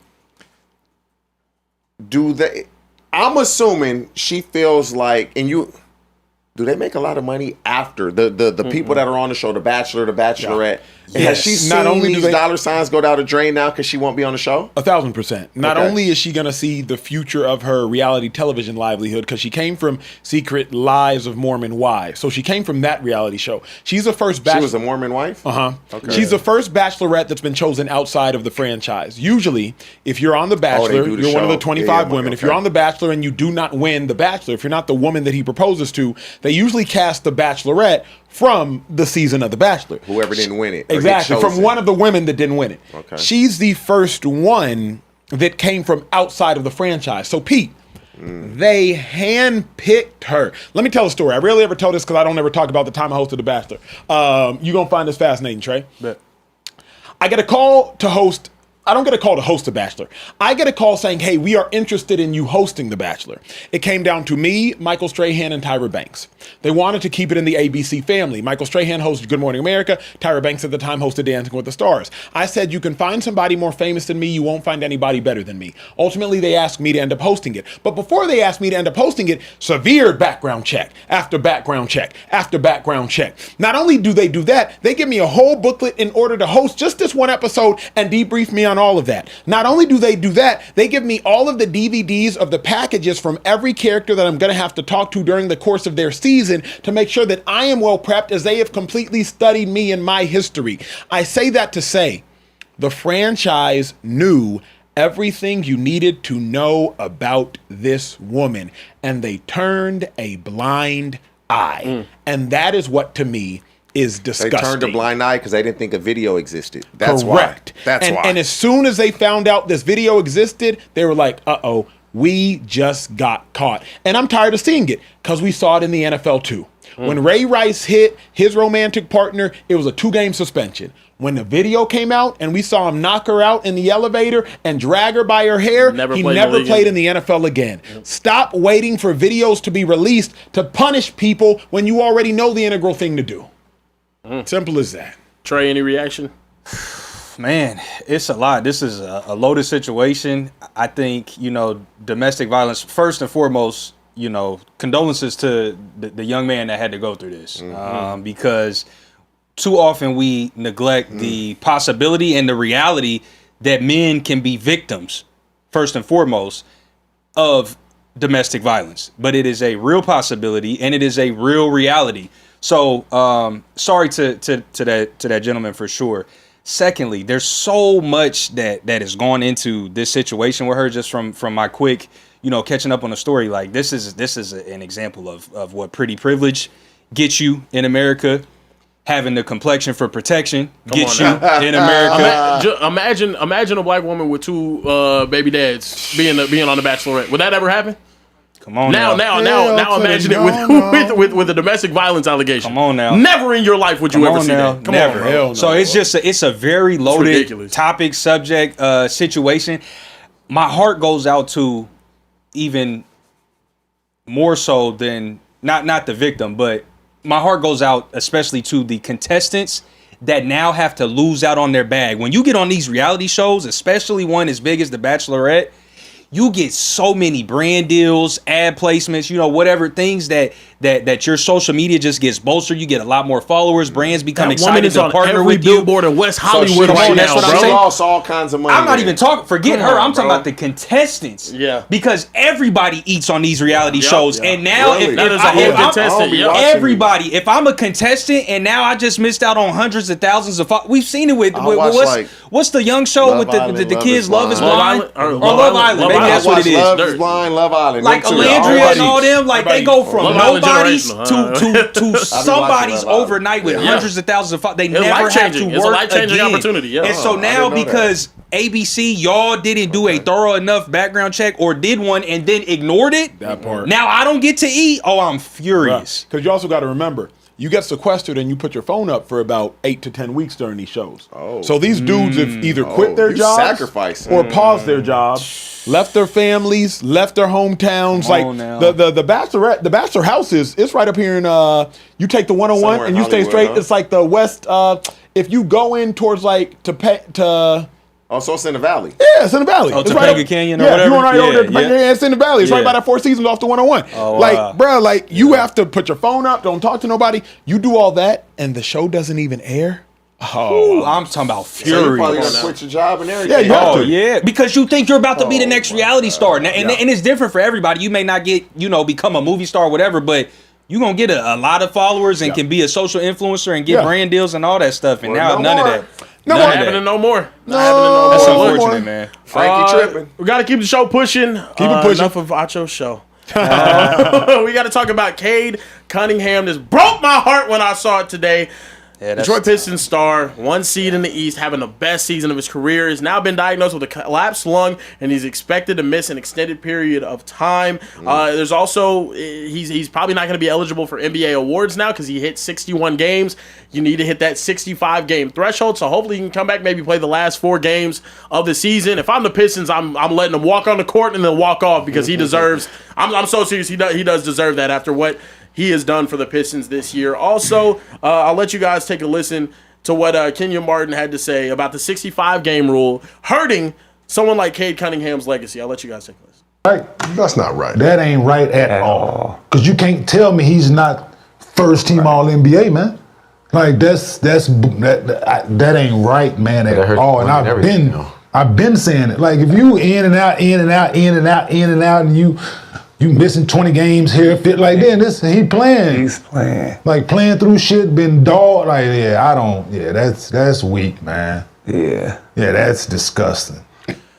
It is absolutely disgusting, but I have the feeling that someone in the Speakeasy is going to disagree with the disgusting nature of it.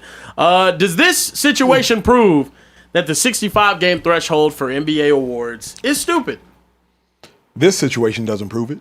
No. And I'm not going to now chastise the 65-game rule because blame the players. The hell? We didn't make this rule because of me. We didn't make this rule because of you watching. We didn't make this rule because of Kieran. We made this rule because players wanted to start to load manage. Because Kawhi Leonard, Jimmy Butler wanted to start to load manage. That's why we made the rule.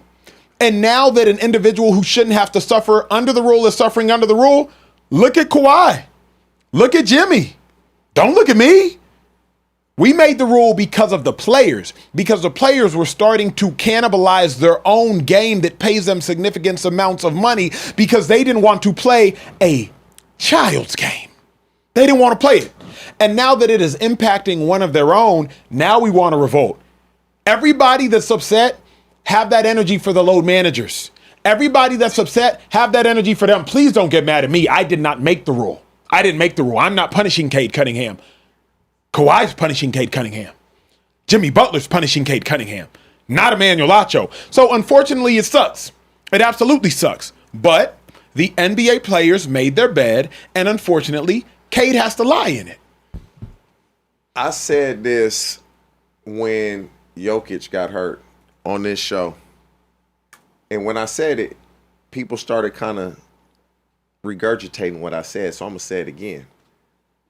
I gave the NBA an out for this. Mm-hmm. They did this because of load management. Correct. Anytime a player misses 5 to 10 games in a row, it's obviously because of injury. And if he's not having a great season, he's not going to be voted on for All NBA anyway. Nobody's going to vote him. But if Cade Cunningham was to miss the entirety of the end of this regular season, he would still be voted probably All NBA. So the rule needs to change. It's for load management. If you miss 5, 10 games in a row, you are injured. You should still be eligible. What's the threshold? I don't know. Nobody is going to let somebody make All NBA if he plays in 50 games. Unless those 50 games are great. And so for me, they need to do something about it because I actually agree. They are messing with his legacy. No. That when you get hurt,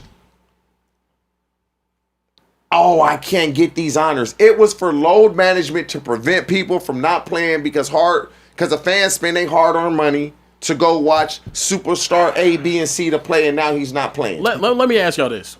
If the Detroit Pistons now, in the next 4 games, or the last 4 games of the season, whatever, they start out the game, Cade Cunningham's on the floor. As soon as they get the ball, take a timeout, sub him off. Would you guys have a problem with him receiving All NBA honors? I don't believe the NBA will let that happen. That's no different than when Ricky Davis threw the ball at the rim to get a triple-double. And they wouldn't let that happen. They wouldn't let that happen. Them not letting that happen just to make sure that Cade Cunningham doesn't get the credit that he deserves is exactly why the rule is a huge problem.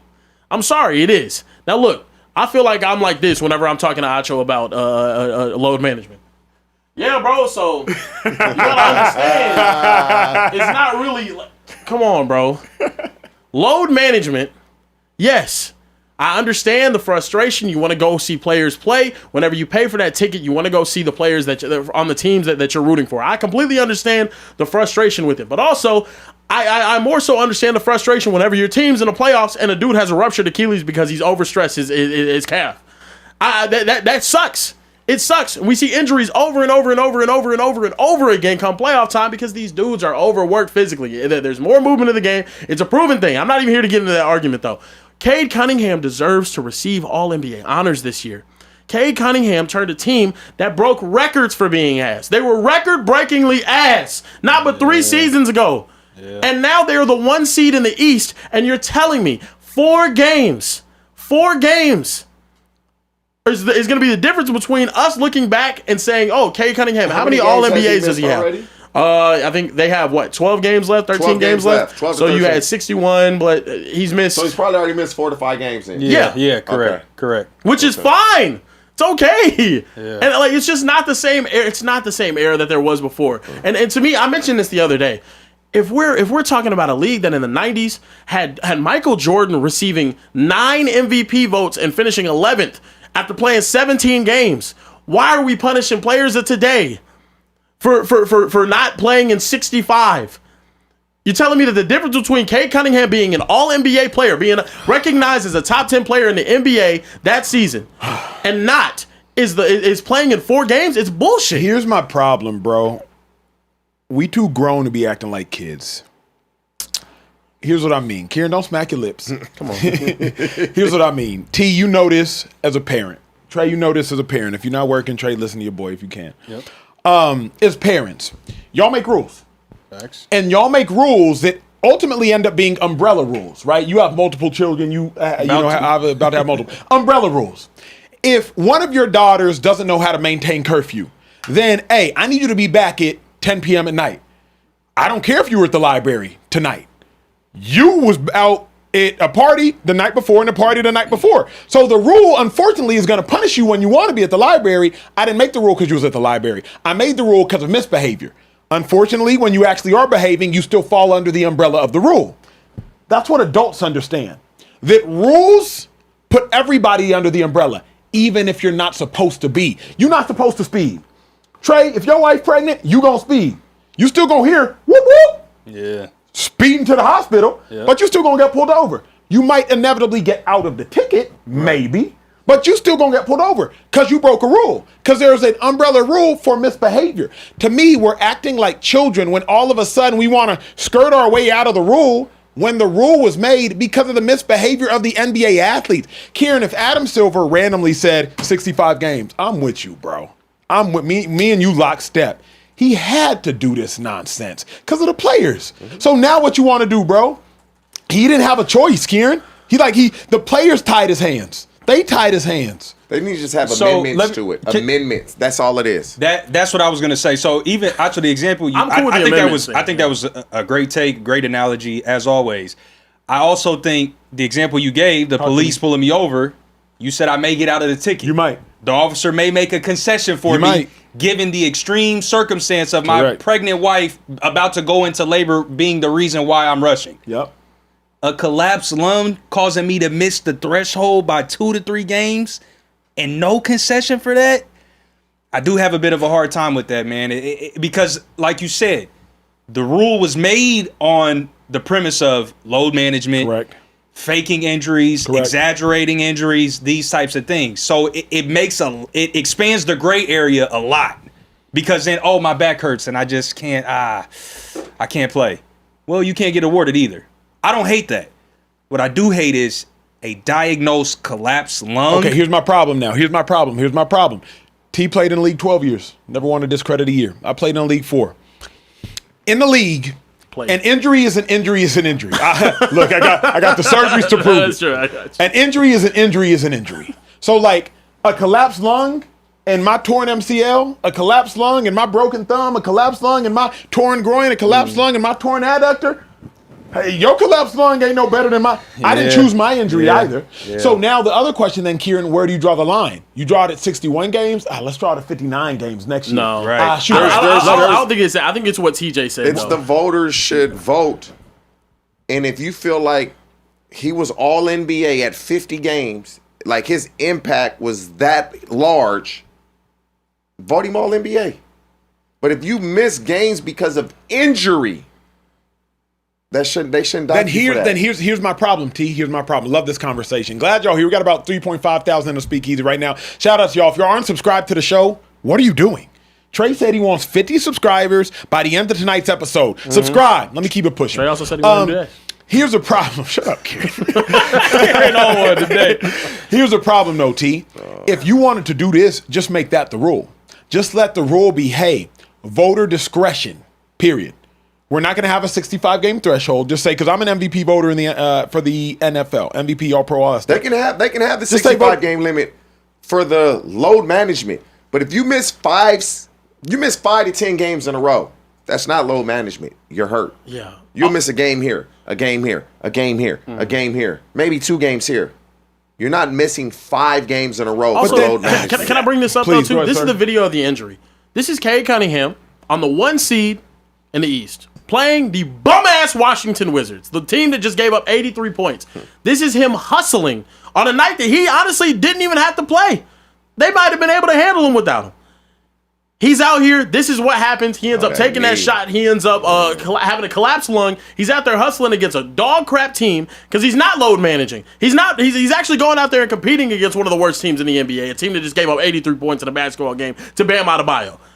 And he's going to be punished now. This hustling that he's doing, he's going to be punished because of what we care about, load management with other players. Kawhi missing games, who he, by the way, can't play 65 games, otherwise he will get hurt. Come on, bro. Kieran, you grew up with any siblings? No, absolutely not. Only child. He giving You can't tell? He giving the only child. You can't tell? Come on now. He giving the only child take. You damn right I'm giving the only child take. Yeah, like You damn right. At the end of the day, and T, you know this. You grew up with a brother, to my knowledge. You talk about it, but 2 brothers, 1 sister. But you grew up with. I grew up with a 4-people household. Sometimes you get punished because of what your siblings do. Oh my God, ain't that the worst? That's facts. Sometimes Ain't that the worst? Sometimes you get Is punished Cade because of what your Cunningham a siblings child? do. Of the NBA. Cade Cunningham is a grown He's ass a child of the NBA. What He's is a this, year grown 4 ass for him? man, and he is one of the Think so, best yeah. basketball Yeah. players He's in a child. the league. He's a child of the NBA, That's right, bro. yeah. You get punished because of what? It's a fraternity. These are his fraternity brothers. You get punished because of what your brothers in the fraternity have done. That's what it. What the So 33-year-olds do? If What the it's up to you, 33-year-olds? Who's all NBA if it's up to you? Cade Cunningham is an No, all NBA who's player. okay? Who's the other 4? The other 4, first team? Yeah. I give you first team. Yeah. Give me Shea. Yeah. Give me Jokic. Yeah. Give me Luka. Yeah. Give me Cade. Give me Jaylen Brown. Damn, that's more than 5. No, that's 5. So, I said Cade. I said SGA, Jokic, Luka, Cade, Jaylen Brown. Yeah. Oh, you left out Wemby. Okay. Yeah. I think Wemby's awesome, though. Don't get me wrong. He just not a. Hey, we got to move. Wemby is great. Actually, leaving out Wemby is crazy. Jaylen Brown is just damn. Okay, trade Jaylen Brown and Wemby. Trade Jaylen Brown and Wemby. There you go. Okay, moving forward, we got to talk about Kevin Durant. Some members of the Houston Rockets, as it was reported, now regret the Kevin Durant trade. A lot of guys are saying they miss Jalen Green and Dylan Brooks. Kevin hasn't bonded with anyone there yet, is what they've said. We also have a funny video here. I'll pull it up in just a second. But should the Rockets regret this KD trade? Don't regret it yet, but the Rockets shouldn't be excited about it. But I said that the whole time. Outside of the Warriors stint, once Kevin Durant left OKC, it wasn't nothing good. Phoenix Suns, wasn't nothing exciting. Brooklyn Nets, wasn't nothing exciting. Y'all thought Houston was going to be exciting? That's what you thought? Y'all thought a 37-year-old KD was going to come save you? That's what you thought? Here's my thing. We anticipated that Kevin Durant would have the killer instinct to take the Rockets over the top. That's what we all anticipated. Rockets a really good team last year, really young team, really scrappy, play aggressive on defense, incredibly well coached. Ime Udoka, top 5 coach in basketball, young, hungry roster, and an ascending big like you ain't never seen in Şengün. Feet work, some of the best in the NBA, not named Jokic. Kevin Durant disappears at times, and Kevin Durant is not the leader that you need. Here is the dilemma. Everybody thinks championships are won based upon talent. And anybody that's ever won a championship, quite literally at any level, collegiate or above, will tell you you need somebody to lead the troops. There's a video of Kevin Durant, Kieran. If you have it, I want you to pull it up. Because this is the difference between winning and losing. Rockets, I believe, might be trailing by 6 at this point in time. It's the fourth quarter. And you're going to see LeBron James and you're going to see Kevin Durant. And here's the difference. Here's LeBron James. Luka communicating everyone on their bench, and then look at the Rockets during the timeout. KD's on year 17. You got Şengün next to him. I think what year is Şengün on? Maybe like 5, something like that. Right, he's young. This is when KD is. Jabari. Hey, let's get it.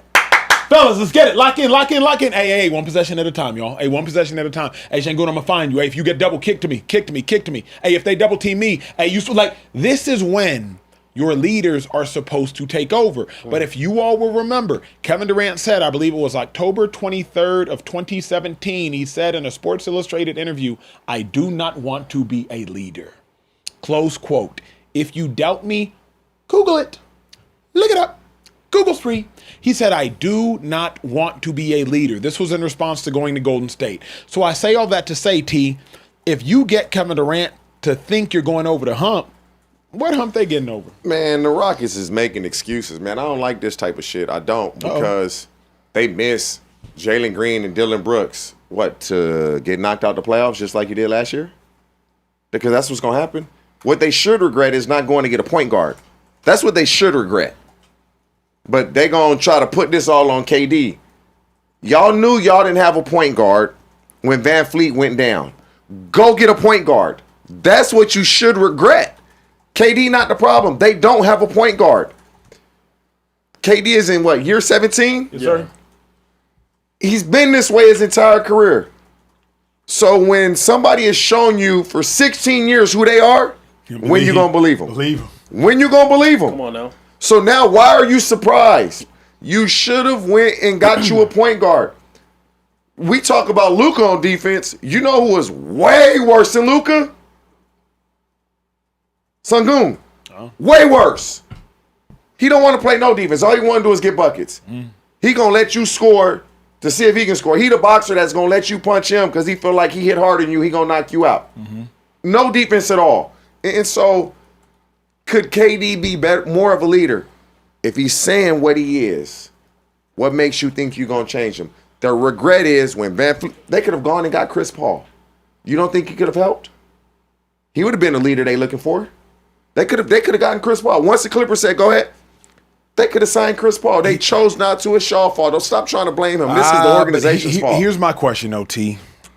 Far too often, and twice as too often, when KD shows up, a team gets worse. They ain't get worse.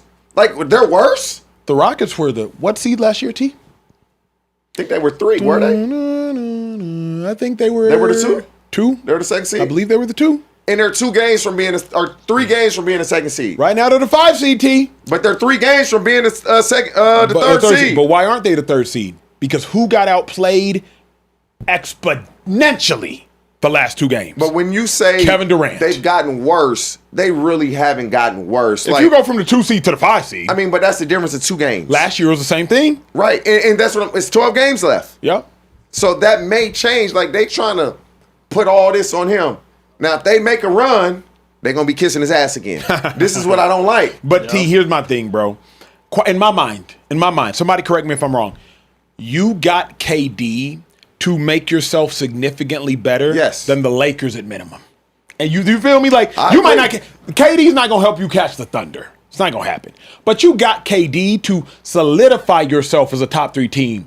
I didn't know the Spurs would ascend like this. Respectfully, call me an idiot, all the things. I didn't know the Spurs were going to move all the way to the freaking 2 seed in the West. I thought they'd be better. But you got KD to make yourself definitively a top 3 team in the West. Better than the T-Wolves, better than the Lakers, better than the Nuggets. Because that was a hodgepodge of last year. There is no way you can acquire KD and watch Luka go for 40 and Luka go for 35 and KD go for 18 on back-to-back nights against the same team. Because Ime Udoka's a good coach. And KD, even if Ime's not a good coach, KD's such a good player that at the point in which you have 6 turnovers the first time you play the Lakers because you don't know how to deal with the double team, by the grace of God, please have a plan the second time. T, in football, if Chad is getting pressed and they rolling a safety over the top and you play in the Ravens, week 9. And then you play the Ravens again, week 11. I promise you, Chad gonna have a plan. I promise you he gonna have a plan. But this is the thing, though. The coaches are going to have a plan. Agreed. The coaches are going to have a plan on how we're going to attack this. The coach. Now, could KD, because he's been playing so long and in the NBA is completely different than the National Football League? That part. This is what we're going to do if they do this again. But ultimately, that's the coach's job. That's not KD's job. That's the coach's job. Here is where I will disagree with you. Here's why. Far too often, I don't know if you can find it, Kieran, but far too often, I've heard individuals, Iman Shumpert most recently, talking about LeBron James. And when Iman was talking about LeBron James, Iman was like, bruh, LeBron ain't even game planning versus the players when we was in the playoffs. LeBron would be like, hey, this is what Steve Kerr likes to do. Yeah. Hey, this is what this coach likes to do. Hey, LeBron's an anomaly, though. Bro, if you're in year 17, like we're not gonna act like Kevin Durant is. LeBron is here, sure. Kevin Durant is here, right? But talent. But this is what I'm saying. Being here and being here, that's a gap. I'm sorry. That's a gap. There's a reasonable gap between when you're LeBron talking, and KD. You're talking Michael Jordan and LeBron James, the 2 greatest players to ever play. There's a gap after that. Yeah. I'm not talking about it. Kieran, I'll disagree with that. I think from a physical perspective, sure, there could have been a gap. But if you play for 17 years, you're a savant. Kevin Durant is a savant. Kevin Durant is a basketball genius. Look, Michael Jordan might be a wizard, or excuse me, LeBron James might be a wizard. 17 years, Kevin Durant is a savant. So he's seen he got to play and be the coach. And LeBron's a player coach on the floor. LeBron has started at all 5 positions in the NBA. He has completely transformed his game to being a 2 guard whenever he first came in, to being the best 3 that we've ever seen, to then being a point guard for the latter half of his career. Now he's playing off ball and he's doing that at an elite level as well. He knows it from every single aspect. You don't think Kevin Durant knows that? No. I think what we saw, we watched the last 2 games. Luka be able to handle more stuff at the top of the key. I'm somewhat agreeing with you. Better than be able to create offense better than what a Kevin Durant does. So my problem is we're blaming KD for bigger issues. I'm sorry. Like, I think Ime is a great coach as well. I really do. He is getting no blame right now for their offensive deficiencies. And right now, I mean, like, Tari Eason's playing like dog crap for the past 4 games. He's playing terribly. And the Rockets are now in a situation where offensively, they're just asking KD and Sengun to just please save us. Amen Thompson's not developed as an offensive player, even though everyone expected him to. Please save us, KD. And now he's getting all the blame. And that's just never been KD's brand as a player, to be the savior of some team. No, he plays well within a system with other good players. We're going to change his name to Kevin Udoka then, because he got to be a player coach. He got to be the player coach. Because Ime should be getting more. Should be getting more flack for their offensive deficiencies. My thing though, G, if you've played 17 years in any league, I need you to be the player coach. if you 17, 17 years is 4 college 4-year educational now would you bump heads because he don't seem like he a coach that he don't play that residency fellowship. Like Kevin Durant has his doctorate in the game of basketball, and he is practicing times two, and he is practicing. Yeah. You got to be able to know how to deal with a double team. You got, especially on back-to-back nights, you got to be able to get more than 18 points versus Los Angeles Lakers in a must-win game. Is Ime Udoka responsible, culpable? Absolutely. But come on, T. You played 12 years and you would have spoke up. Some people, personalities are different. And I like that, yeah. They are. Thanks. Like, kind of. I'm a leader by nature. You don't determine you're a leader, and I don't determine that I'm a leader. You know what determines that? The locker room. A leader is somebody that guys are willing to follow. Mm-hmm. And we don't know who they're willing to follow. You don't know that until you're in that situation. And so once you see guys are willing to follow, you like, oh, they fuck with me. He just may not have that, and that's fine. He's still a great player. Here's my problem. Kieran, pull up, it should be October 23rd, Kevin Durant, I don't want to be a leader. Just see if you can Google it. Yeah. Here's my problem. It's one thing if you don't have it. It's another thing if you choose to deny it. And when Kevin Durant said, I don't want to be a leader, when Kevin Durant said, I don't want to be a leader, that tells me everything I need to know. I've seen the video. I've seen it. He's denying his God-given right, his NBA mandate as a superstar to be a leader. That's what's always perturbed me about Kevin Durant. I don't think you'll find it on Twitter. It's literally from nearly a decade ago. He's denying his you were a real hater because you remember right. that. The mantra 9 years ago. It's because he just said it again on the starting five. I think recently on the starting five. He just said it again recently. Yeah. He was like, you expect the Phoenix me to lead? Sun asked me to lead. He was like, but the thing is, KD just is a pure hooper, bro. He don't do nothing. He don't even brush his hair. Acho. He just want to play basketball. That's all he wants to do. Why is it when you're a great player, they expect you to be a leader? Why? Yeah. It is in the fine print. But that's not his personality. That's not. Like every quarterback is not a leader. And they're forced to do it when they don't want to be. Yeah. Some quarterbacks don't want to be. They're not comfortable. Would you rather have a leader that doesn't have leadership DNA leading or just not leading at all? Cause that could probably steer the ship a lot worse. Because here's the thing, bro. Leadership can be sharpened. Nigerian households, my mom growing up, used to take a knife. I don't know if it's black households too. Y'all let me know. Used to take a knife and would go out to our concrete outside and would take the knife and and just sharpen it. Nah, that's some first generation. Right? And we're just sharpen because you can sharpen a tool. Yeah. You can sharpen a tool. Yeah. I know coaches who have turned non-leaders into leaders. Hey, get in there and break them down. Hey, Acho, you call the defense. Hey, what you want to do for practice? Hey, you want to start with team? You want to start with Indo? Hey, Acho, you want to start straight Oklahoma drill?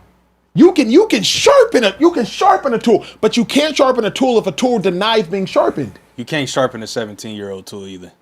You can't. In my opinion. Yeah. If your mom wasn't going out there sharpening no 17-year-old knife on the rock, she wasn't doing that. So I'm just saying, sometimes he's past his opportunity to be coached up or to be, the iron sharpens iron. He's not that guy. He has been who he is for a long time, which is I'm gonna go out here and I'm gonna give you buckets. I'm gonna give you pure basketball. I'm not gonna brush my hair. I'm not gonna put lotion on my skin. I'm not gonna do none of that. But I'm gonna give you buckets at the end of the day. Asking me to do leadership on top of that, I ain't signed up for that. I signed up to hoop. I picked up a ball because I wanted to hoop. He said he wants to show through example more than he is want to be a dude he that just is bossing around people. Yep. I think that's the crux of the conversation. That is a cop-out. I don't disagree. Sure. That is a cop-out of greats. I don't disagree. It is what it is. Look, go ahead, man. Moving forward, we got to talk about everybody's favorite. Jason Whitlock. He was on Cam Newton's 4th and 1 podcast, and they were talking about Stephen A. Smith. I'll let you guys take a listen to what he had to say about Stephen A. It's a simple question. Your words, your statement. What is it up with you and Stephen A? I've done the homework on Stephen A. He's fraudulent. He's lying about his college basketball career. He's admitted he's lying about his college basketball career. He then went on to say even more about the college basketball. I'll let you guys take a listen to this. Who, in 4th grade, by his own admission, got held back because they thought he was retarded. When he was in 11th grade, his counselor laughed at the thought of him going to college. This dude said he's... And again, someone like me that's a journalist that we're the same age. We came up together. I know how fraudulent he was as a sports writer and how they had to rewrite everything that he did. And to see him passed off as the face of sports journalism and the top of the profession. Cat Williams already done told you what that was about. They all get installed. Bob Iger and the $20 million a year that they give this guy to be a puppet and the... You guys think old Whitlock is out of that line for his Stephen A. Smith criticism?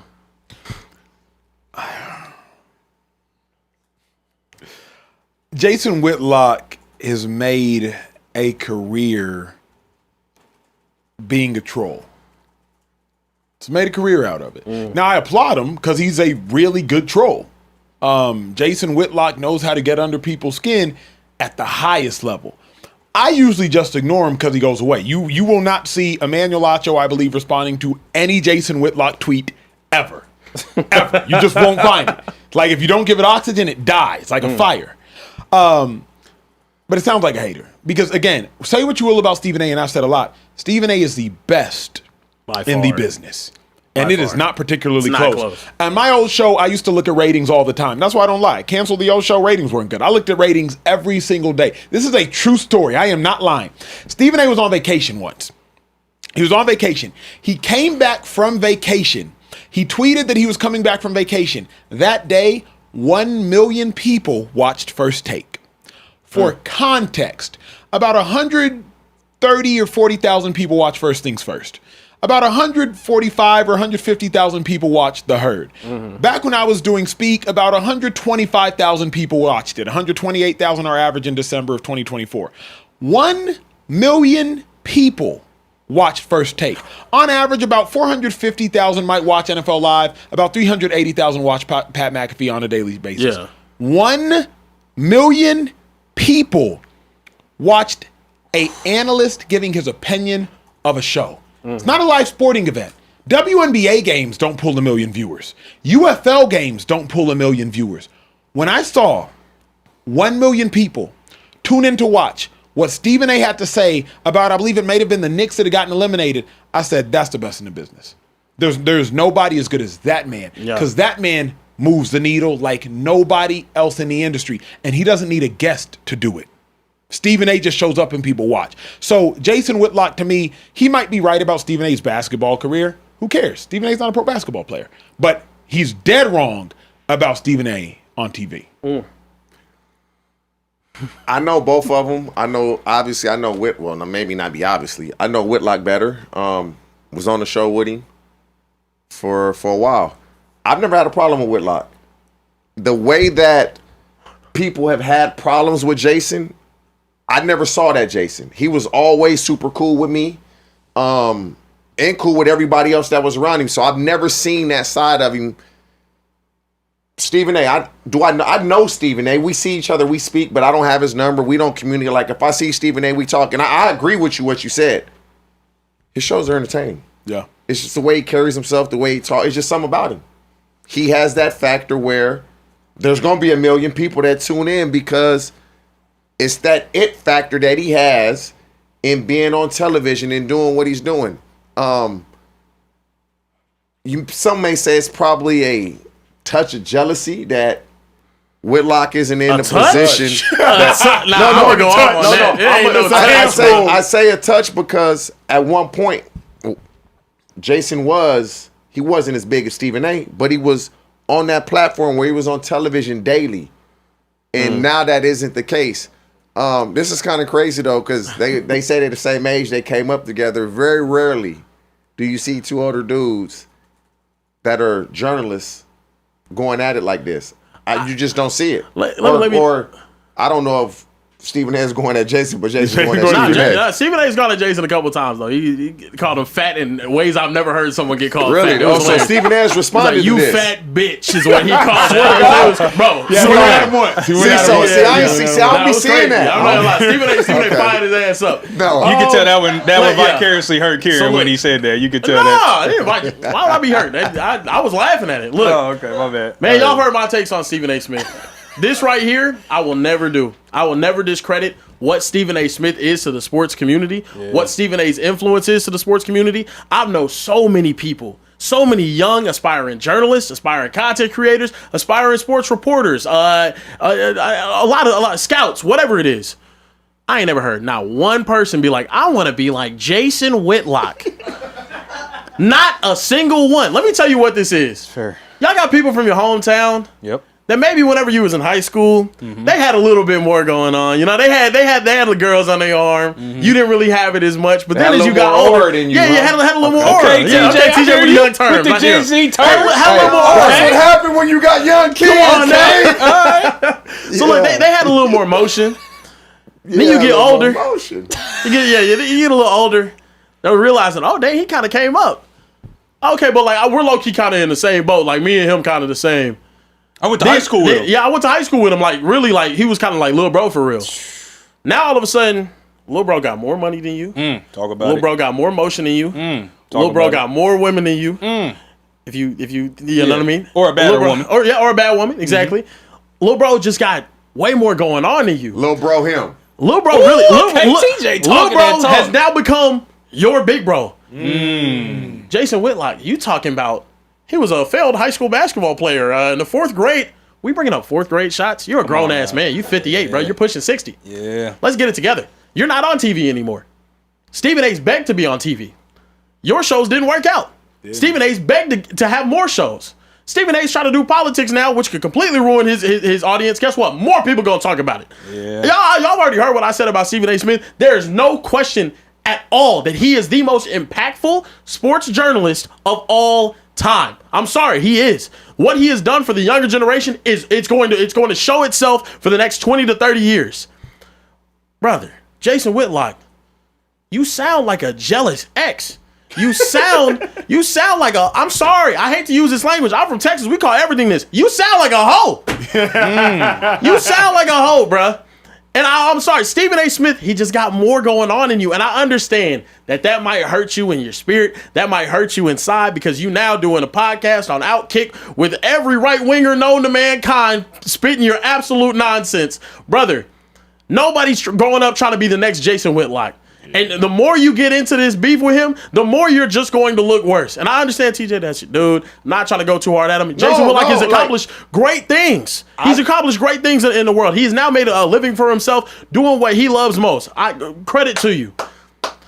Shut the hell up when it comes to Stephen A. Smith, though, bro. Part. Shut up. Shut up. Yeah. I'm tired of it. I'm done. Nobody's checking for you. Nobody's checking for you anymore, bro.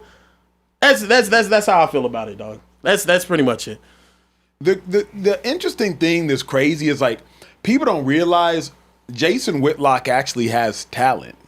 He just chooses to use his talent to spread hate. Yeah. You know what I mean? Yeah. Like the crazy thing about the fact that Jason Whitlock can get so many people to emote proves he has talent. If he's ever ticked you off, that's a talent.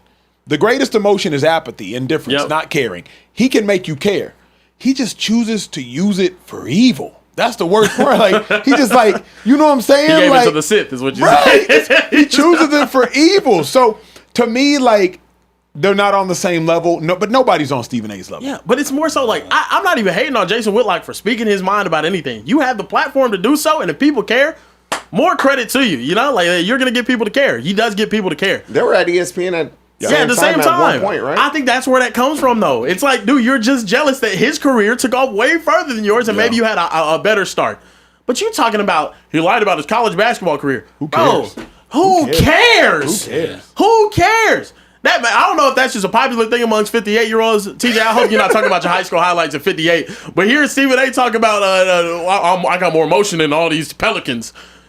Who cares? years. Yeah, you got motion now. Live in the motion you got now, bro. Like, I don't know. That just Trey, chime dudes are in. crazy. G, chime in. Listen, Whitlock he's polarizing. If nothing else, he gonna make you love him or he gonna make you hate him. But you're tuned in, unfortunately, for better or worse. Like you said, I think this was a low ball move.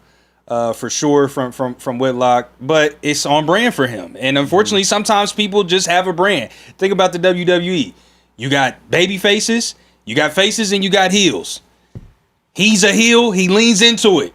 He's 09 Randy Orton in terms of like just dying as that heel. He like, RKOing grandmas and whatnot. That's what I'm saying. He will sell out to right. just maintain the heel. Like kids try to dap up with Randy Orton, he blows them off, thumps them, whatever. You know what I mean? It's like it's stuff that you would look at as like detestable, but it's his brand, and you gotta commit to it. And what's crazy is like he's such a good villain. No, he's a great villain. Like I said, I give him credit for that. Like he gets a good villain. He goes at like women and children. Yeah. Like he does like the criminal thing you're not supposed to do. Any marginalized community, he's like, they can get it. Yeah. Mentally handicapped, don't Come care. on, man. Dropping the R word in 2026, you don't care. You don't care at all. He doesn't care. Bro, he all right, bro. And then the worst part though, he does it all under the guise of Christianity. That's the worst part. Like he does it all under. Modern context, a lot of people do that under the guise of Christianity. Right, but like it's the craziest thing. Like he's such a good villain, bro. He is, yeah. Because he'll do it all under the guise of like the Bible says, you should draw some just outlandish parallel that's like actually not a parallel at all. Like, bro. Yeah, is it fair to say the sports industry do some stuff like that, bro? Is it fair to say the sports industry needs like that character? You need some villain. You need the villain. Now, you do need going the villain. at women and children is crazy. No, it's ridiculous. Using the R word, but he's there. Like you can make the argument. argument. Jason Whitlock is now in a position to be hated. What plays more for Jason Whitlock? Are y'all checking for Jason Whitlock's take on Patrick Mahomes and the Chiefs missing the playoffs? You're not. No, You're not. You're caring that he's talking about his wife Brittany being this and this and that, right about her politics or whatever it is, and Jackson Mahomes being and whatever. Like Whitlock, if we're being real, Whitlock has unlocked the key, no pun intended, to realizing like the easiest way to tick off black people is for a black person to take an anti-black take. Oh yeah. And Whitlock realizes, I know how to play y'all. Yeah. All I got to do is say something anti-black as a black man. Y'all will engage with it, and I'll get paid off the engagement. Whitlock said that Michael B. Jordan got a DEI Oscar. That's You lying, bro. I swear. That is a prototypical. Bro. Let me I run I swear. Check. He said Michael B. Jordan got a DEI Oscar. But here's the smartest part about that, though. Here's the smartest part about that is black people are going to riot about it, and white people are going to rave about it. Yeah. So he's got two markets in the palm of his hand because not all white people, but the racist white people that subscribe to that type of stuff are going to. I'm not gonna lie. Like Jason Whitlock is the best person to follow in sports media if you take it as satire. Like him and Barry Sports here. If y'all know who that is, Barry. I'm not gonna say the rest of his name, but like whenever you look at their pages, you realize it's just satire. It's the best thing ever. So black men who earned their Oscars: Sidney Poitier, Denzel Washington, Jamie Foxx, Forrest Whitaker, Will Smith. Black, just black. Black who won DEI Oscars. Michael B. Jordan. Sinners was hot garbage, and Jordan's acting was mid. At best, that's his opinion. But it's not though. Like you got to realize he just wants to upset you so you can engage with it so he can get money. Yeah. So that's why I just don't engage. The best thing you can do if you're watching this is just block Jason Whitlock. Yeah, that's the best thing. All right, that's crazy. That's crazy. But yeah, I mean, you're gonna have just your casual black audience is gonna be pissed under that post, and then your back redneck. Woodsy, you know what I mean? Backwoods. Hell yeah, DEI, that's right. He ain't deserve that. Give it to that. That is a damn DEI, you soft liberals. You guys are sensitive. What's the problem with you guys? They should have gave it to Timothy Chalamet. That Chalamet boy deserved that. You're out there in West Hollywood, California. One of the most liberal. So good, Y'all crazy, bro. Every time, bro. Y'all crazy. No, man. I'm not gonna lie. It's just, it's ridiculous. Where the Max Jason Whitlock. Well, I'm from Southern Indiana, so he from Texas. So yeah. Trey, get to some super chats before our last topic of the day. We got 10 more minutes in the Speakeasy. If you want a super chat read, drop it now. If you haven't subscribed, we know we've made you laugh at least once. Hit the subscribe button at least for that one laugh. Trey, read the super chats. Please. Listen, we got a few super chats to get to. Benjamin Todd has sent two $50 super chats. He said if Luka can score 327 points in 8 games, that should make the NBA aware that players can do a lot in a short amount of time. Players can play 40 games, and if they impress, they should get consideration for awards and not be out entirely of the conversation. I don't know about 40. No, but 40 is little. 40 is too. You can't miss more than half the season. Making a point for sure. But yeah, I'm also I'm not hearing the complaints from a league that had no complaints when Michael Jordan in 17 games got MVP votes. Come on, bro. Yeah, that is wild. I can't hear that. That is wild. He doubled down with another $50 super chat and said, "Why? Why use your platform to criticize and humiliate people just for views? It hurts me. Stephen A. versus the Pelicans, Jason versus Stephen A., Kenyon versus the producer, Inside NBA versus Nick Wright, the Bachelorette leak. Let hope spring eternal." That is such an altruistic, optimistic, beautiful outlook on life. I love that for you, Benjamin Todd. Yeah, beautiful super chat. That'll never happen, but a beautiful super chat. It's never, ever going to happen. Ever. Yeah. Not going to happen. But I'll close my eyes and dream about it. Yeah, are you done with your super chat? Not yet. I got a couple more because we got 1 and 2 from a lady super chatter, Terrence Smith. Come on now. Welcome back. Welcome back, Terrence Smith. I recognize your face. I recognize your name. She said, Lady Regular checking in. Hold on. You're a married man. I am, yeah. But everybody has a picture. But no, don't do that. You recognizing faces and names. Yeah, I also recognize Benjamin Todd's and, just read the super chat. We have clapped for our women. You don't need it. Not on my show. Oh, all right. You know what I mean? Like, I don't need on it. Just, okay. Can you just read? Yeah. I don't need your wife But now you're like, now you're making it way worse. You elevated You're the just problem, throwing Acho. gas on the fire now. I have to go home after this. We said accountability. I gotta go home after this. You didn't let him read it. We said accountability in the Speakeasy. We do take accountability. So can you not just be accountable? Terrence Smith said, Lady Regular checking in as an Eagles fan. I'd hate to see AJ go, but at this point, I'm sick of hearing about it enough already. That's the just trade him already. Either go or stay. Yeah, that's the take. Yeah. Then she said, if you watch Secret Lives of Mormon Wives, Taylor and this guy have had drama for years, hoping they both get the help they need to walk away from one another. Clearly, apparently he's a part of the show. Yeah. No, it's and you know what we did omit, because that's not the story. He was tripping on the calculation of it too. Because releasing it at the time that he did to TMZ to get a bag today when the show airs March 22nd in 3 days. Like, that's such a vengeful. He could have told The Bachelor, "Hey, TMZ gonna give me this, y'all give me this," and it don't get released. I don't hate that. I'm just like, I'm always an intention guy. Is your intention good or your intention evil? The intention was to out her before the release of the show, which makes sense. And get some money. But out. I don't hate you that. knew she was casted months ago. He wanted to get my some problem money. is, like Trey said earlier, it does mess with like so many other people that are not involved in it. Like that's production. That I mean, all the 25 castmates. To be honest though, now we're talking about it. I mean, ABC decided to forget my domestic abuse that I had to endure. Hey, they completely ignored that. And they had no problem offering her a bag. Screw it. They already recorded everything. They already it's recorded all everything. shot, edited, ready to be aired. We playing this. Yeah. But See, this why? No, listen. It's shot, edited. We airing this. We're still? Yes. Yeah. Yes. You're not losing that money? Airing everything. Airing everything. But let me tell y'all where the victim in that case messed up. True. This is why you got to keep some real deal finesses in your corner. Hello. Okay. When you've been broke your whole life, you had a child at 19, you find a way to finesse and make some stuff happen. The real bag wouldn't have came from TMZ. Who that? ABC would have paid that bag. That's what I just said. ABC would have paid that bag. So I don't know if he just didn't have the connections to get in contact. But if he could have found that ABC exec and been like, "Yo, TMZ offered me $150 for this. What you got?" They would have said $250. But the kicker is, $300, don't get busted for extortion. No, and we ain't extorting you. This is what they gonna give me. What y'all gonna give me? But here's the thing. But if y'all don't give it to me, what's the? If I'm giving it to TMZ. I'm giving it to TMZ. That's it. Ain't no extortion. I ain't saying or else. Yeah. I'm just saying TMZ is propositioning me for X amount of money. Hey, balls in your court, ABC. I don't think you should feel bad for ABC though for doing the show. Y'all had no problem. No problem putting her there whenever y'all already knew about the situation. I'm still airing it. What? It's shout out, man. I'm airing it. Because everybody gonna be watching now. True. I'm airing it. Ooh, Sorry, I'm airing it. Everybody will watch it. Everybody will be watching. Season ratings. I'm airing it. Especially The problem is it's such a positive cut of like the Bachelor or Bachelorette. Mom loves the show. There's never anything bad about the Bachelor or Bachelorette. They're the most perfect cookie cutter person that's done everything good. They went with an outlier person. All 20 contestants are like, I love her so much. They went with an outlier person in her because she was the whatever, wasn't one of the former contestants. Yep. Now they can go with an outlier season. Yeah.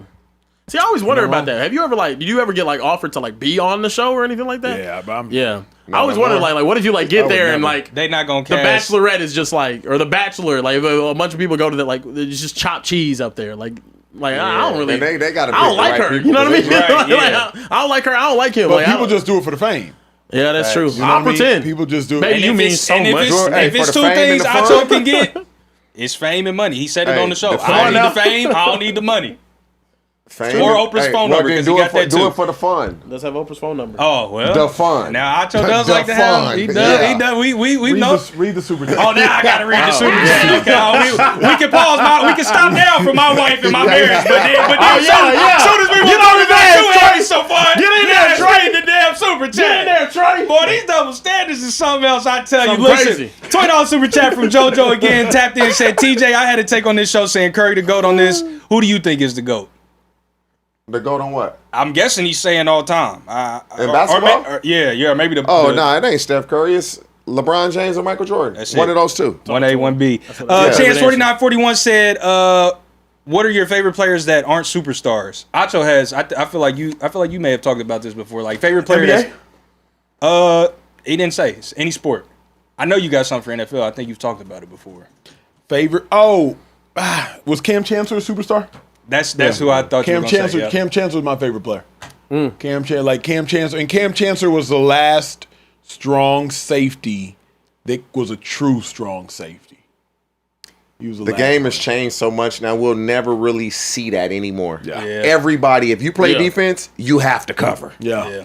Also, I don't think safeties are going to be big time superstars on the defensive side of the ball anymore like they were. When we're not gonna have another era of Brian Dawkins, Bob Sanders, Troy Polamalu, Ed Reed. They don't say that this year because they believe Caleb Downs is about to be that. Yeah, they really believe he is about to be that. The best safety in the league right now is who? Kyle Hamilton. We don't talk about Kyle Hamilton the way we did Troy Polamalu and Ed Reed. And Brian Dawkins. We don't talk about them nearly like that. That's facts. Listen, I got a couple more to get to. A couple inspirational ones. One came from NYGVIV. Said, I'm gonna keep it a stack. I started my own podcast with my cousin because of you guys, man. I love this show. Y'all are the GOATs. My question for all of you, is TJ, do you think Neighbors can come back and dominate? But before that, clap it up. Come on now. Because it's not easy to start your own anything. Easy to start it. Very easy to start Hard to keep it going. Yeah. That's true. Who super chatting? That was NYGVIV. Yeah. That's way too many letters. That's a lot. But NYG. Don't stop the podcast. Don't stop it, bro. Anybody can start a podcast. Don't stop. Super chat us in 3 months when you still doing it. Yep. Keep working, bro. Yep. Yeah, anybody can start it, but keep doing it. That's how you win. That's facts. Come on now. That's facts. So his question was, TJ, do you think Neighbors can come back and dominate? Yeah, I do. He's young. Yeah. Real young. Yeah, he'll be fine. Yeah. He's cold. Yep. Really just a couple more. Always here in the Speakeasy, ready for spring break. USC graduate on the way. Shout out to Janky J. Oh, yeah. Congrats. Shout out to Janky J. Swaggy Dot. Carebear is the light-skinned version of Jamarcus Russell. That's... They just come up with crazy stuff. Yeah. Do I look like him? I'm not bald-headed. Yeah, I don't... I do have a cannon, though. I'll tell you what. Y'all both got a gut. Okay. No reason. No reason. They're both 6'4", about 290. Nah, he bigger than me. That's crazy. No, stop. Taller. He's probably taller. He's 6'5", 6'6". Is he not taller? No, he's tall. He's probably 6'4". No, also, why were y'all so No! You losing weight. Your fat ass is way bigger than him. You still losing weight, though. I'm slimming down. This is tough love. See, you don't have any siblings, so I understand what tough love is, bruh. That's all we dishing out, bruh. We just making sure you stay on track. It was the quickness. I was like, he's actually bigger than me. No, the hell he's not. If you came in here and every day you behemoth. a walrus built ass. That's what y'all just said to me. That's what I heard though. That's like, but that's not what y'all said. But I bet your ass get in the gym tomorrow when you replay it. I was in the gym today. I've been in the gym 5 straight days, and I'm working. Okay, come on now. I was hitting them curls, turning them over, and going down. Like I can't feel right here. Yeah, I can't. Like right here is. Not, but you see, like, hold up, you see the little. Listen, we gotta keep it moving. We did get another $50 super chat from Benjamin Todd. Benjamin Todd is lighting it up in the super chats. He said, "I have to say to the people that say that I am soft, that I could have not spent that 50 on the super chat. Thank you for making my point come across more clearly. I will send heaven and earth for Speakeasy to keep doing the show." Come on now. Hey, we like that. That sounds like a potential investor. Hey, have been super chatter, and we appreciate your super chats. Yeah, we're gonna talk contracts. Hold on. Also, for all the people clowning in the chat, we read our super chats. You could go watch another show where they're not going to check the chat. Hello. They're not going to be having you guys involved in the show and whatnot. But here, we want to make you guys feel a part of the show, which is why we do it and why we'll continue to do it. So thank you very much. Appreciate you. We want to make sure y'all last two. Well said, Carebear. Yeah. Last two. Nana and Saya said Acho plays the villain so well. I just have to hate. Love this show though. By Acho, chill on your Shador takes. And then the last thing I had was somebody called Carebear Cade Cunningham XL, and I thought that was great. But I'm not gonna lie, better. It's there. K2XL, brother. I'm up there. I've seen Cade before. Yeah. No, he a lot slimmer than Yeah, no, I gotta maybe the hair will get going out. Anyway, let's talk about exciting weights. Okay. One of them went down to Texas, beautiful state, for the Texans.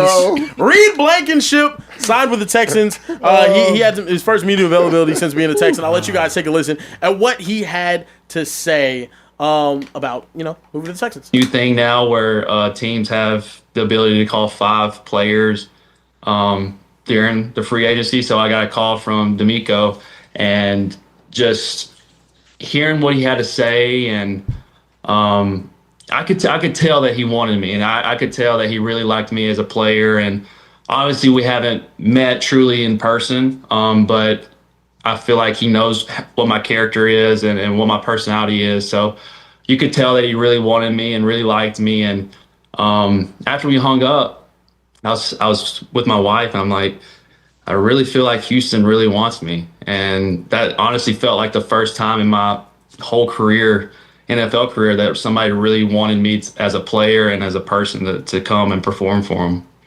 What was the gist? Fellas, how do we feel about Reed Blankenship on the Texans, and how excited should the Texans be about Reed Blankenship? From a player perspective, the Texans have to be thrilled. I'd never say the Texans are building the best defense in the NFL, because the Texans have the best defense in the NFL, so they do not have to build it. Think about the starting lineup you have right now in the secondary. Derek Stingley, Kamari Lassiter, Jalen Petrie, Caleb Bullock, and a Super Bowl champion starting safety in Reed Blankenship, who was the veteran presence on that defense the last several years. Think about you have as a linebacking core, Toa, plus you have Al-Shaair. Then up front, Daniil Hunter and Will Anderson, who hasn't even scratched the surface of his prime. The Texans have the best defense in the NFL. Other teams are trying to build it. They already have it. Now, the fun in me, I got to see Blankenship swagger with that squad. This is just me talking barbershop conversations. We've had Kamari Lassiter on the show. I think we've had Caleb Bullock on the show. We coined them the just like the Fantastic Four because of them 4 DBs. How's he gonna fit in? Just when I think about like the aura of that defense, you know what I mean? Like, what was they playing? Who's that rapper they was playing in the locker room when we had? They was playing. What are you talking about? Kamari Lassiter. Like, who you Youngboy. I'm just curious, like how he's gonna fit in with, because they all. You don't listen to Youngboy? I don't, bro. You gotta. I don't either.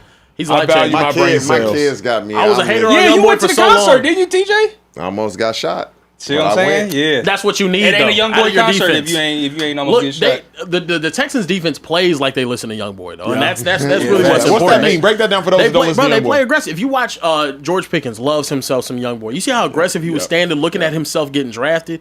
Lean back. Hips forward, just dominant.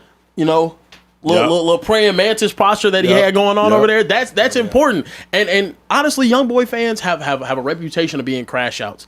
That's what I want on my defensive side of the ball. But like you said, they are very intelligent on that side of the ball as well. They have intelligent crash outs all over their defense. And Reed Blankenship is honestly an upgrade for one of their weaker positions on that defense. Not saying that the position was weak. They have the best defense in the entire NFL last season, no question. But now Reed Blankenship actually adds more to that. I think they're going to be a unit that's absolutely terrifying.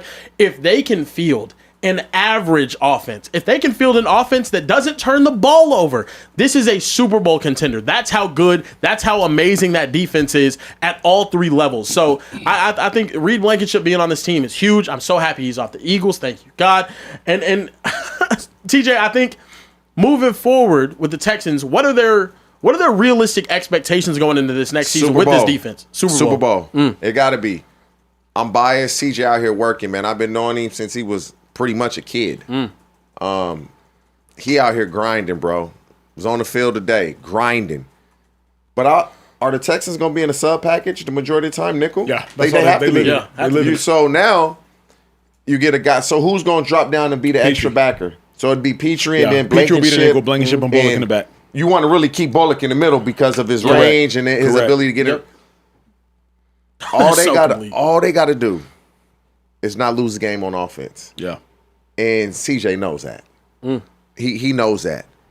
And the weapons that they have on offense, it's almost hard to kind of rein it in because their receiving core really good. Led by Nico Collins. Can he stay healthy? If he doesn't stay healthy, you still got Higgins. Fair. You still got Hutchinson. Fair. You got Tank Dell coming back. Finally. You traded for Montgomery. You got guys that can really go offensively. And so for me, it's can the coordinator and CJ get on the same page? Because there's just no way in the playoffs we had these type of turnovers. They're this late in the season. And so for the Texans defense was number one this year. They'll be number one next year. But now the offense is going to have to do their part. But back to what Reed Blankenship said, this is how you know D'Amico Ryans was a player. Talk to me. He knows how to talk to players and make them feel wanted because that's what he would have wanted as a player. Yeah. And so all he did was talk to Reed in the way that he would have wanted to been talked to had he been recruited to come to a team as a free agent. So I applaud D'Amico. He know what he's doing off the field and on the field. Now you cannot let this defense go to waste because quite possibly in a minute you have to start paying guys. You cannot let this great defense go to waste. And speaking of letting that defense go to waste, offensively for this team, getting Tank Dell back, in my opinion, is huge. He was a field stretcher. He's a route technician. He does and him and CJ like this. Yeah, exactly. He changes coverages. He changes the way that teams have to be able to defend you. And I think that's why you saw Nico Collins and him get so unbelievably busy that first year under CJ Stroud. What steps do you think they need to take offensively to figure this out and really make themselves a Super Bowl contender next season? Dude, when you watch the Texans, and I'm not saying this because CJ told me this. I'm saying this as a fan of the game and somebody that knows the game. There has to be some type of disconnect, bro, with the play calling and what CJ wants to do. There's just no way in a playoff game you have the game won if you don't turn the ball over. And we're turning the ball over. Are you calling plays that I don't like? Or am I just making bad decisions as a quarterback? Yeah. But we shouldn't have that disconnect, not in the playoffs. And so they have to hash that out. We, meaning offense, cannot be the reason we lose. Yeah. The other thing for me, though, is coaches would always say in football, T, let me know if you heard this, don't let anything without a heartbeat beat you. Your coach ever say that? Yes. I feel like Stroud far too often let things without a heartbeat beat him. What I mean was that cold really impacted him in the Patriots game. I got a text from an analyst calling that game on the ESPN broadcast or whatever who was there. And they were telling me like, hey, it's cold as hell in here. But I'm not so and I with just Ohio State. I know. I want to say the same thing, but if you rewatch the game, either TJ Stroud is sorry as hell, which I don't believe to be the case, or he was cold as a T. He was dropping snaps. Okay. Like he just stuffed now, it like when you're as cold. As a coach, though, we know if we don't turn the ball over, we win this game. we running the ball 50 times. And now you have David Montgomery. We're running the ball 50 times. Yeah. So that is the remedy because you know your defense is giving up nothing. Yeah. That's all you have to do. At the end of the day, all we got to do in the playoffs is win. Yeah. We got to run the ball 50 times. The thing is, they better get it done. I think this is probably the best chance for the Texans because eventually you got to pay Will Anderson. Dude, you got to pay Stroud. You're going to have to pay Lassiter. You're going to have to pay Bullock. And you can't pay them all. They're not paying all them dudes. It's impossible. No, you can't. And then by that time, Nico would probably be gone, but he's still going to be young. Correct. You got Tank Dell, you got Higgins, you got Hutchinson. What's the other little kid they drafted from Iowa State? Yeah, he's good too. Two of them. Yeah, I know what you're talking about. He's good. Mm-hmm. So they receiver wise, is it Higgins? No, Higgins is the bigger one. No, they drafted Hutchinson. a shorter one. No, Noel. Yes, Jalen Noel. Yes, and all three of them. So Hutchinson, Higgins, they all come from Iowa State. Yeah. But I don't know why they keep drafting. They every have Iowa State a lot person. of good receivers. Yeah.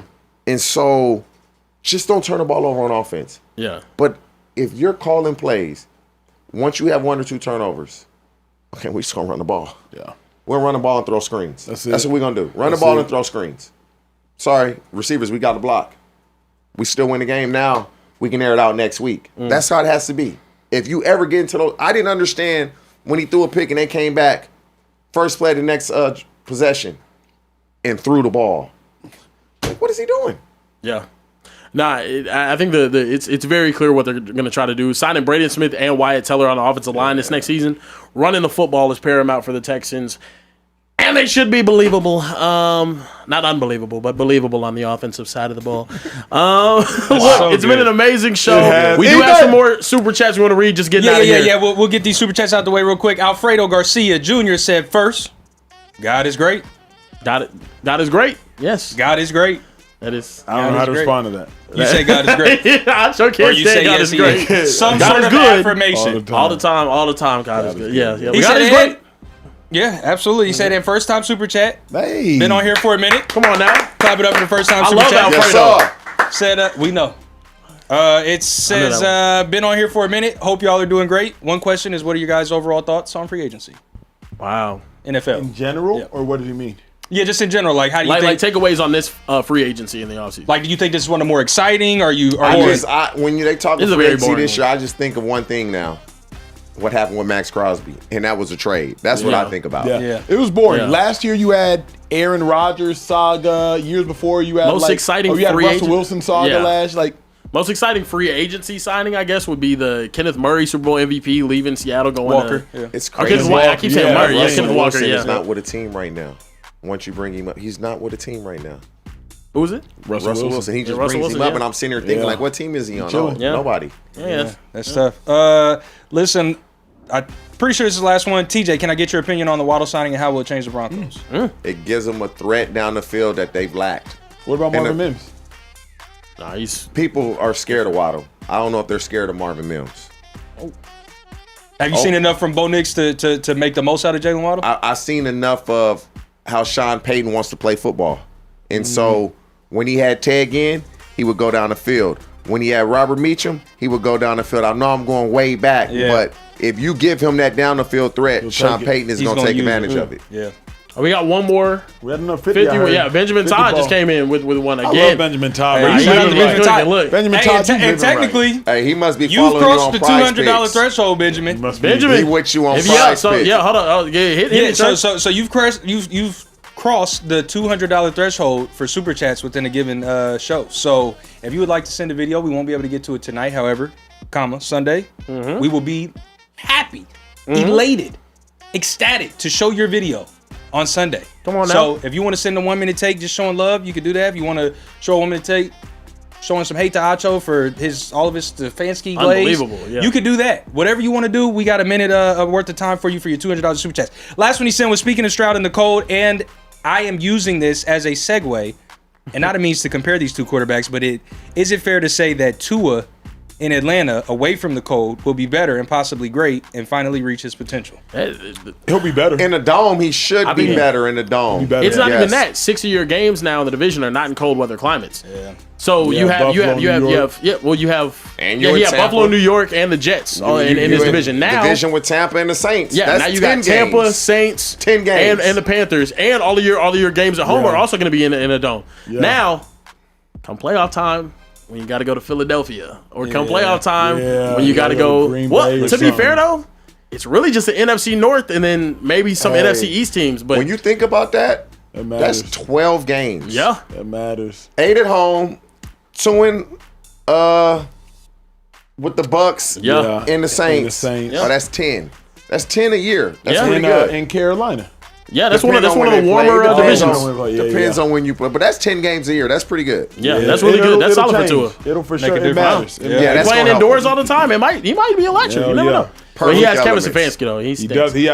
Yeah. Look, ladies and gentlemen, we appreciate it. You guys, we had such a good one. Look, we're gonna be gone until Sunday. We'll be back Sunday night. Actually, they will be back. I will not be here Sunday night. 11:15 p.m. Eastern, though. 10:15 p.m. Central. 8:15 p.m. Pacific. Here in the Speakeasy. TJ, what do we not respect? You don't respect Mountain Time. We don't unless Trey's beautiful daughter Maylin is in the building. Then we will respect Mountain Time. Look. It's been an awesome show. For Hit the subscribe button. TJ Hushmanzada, hit the damn subscribe button. Hit the bell button to be notified when we're going live next, which is Sunday night, like I just told you. Emmanuel Acho, social. Trey looking at you like a dad when you're in trouble. Subscribe. And everyone in the back, make some noise in the back. Hey! What? Yeah. We'll see you guys next time right here in the Speakeasy. Okay.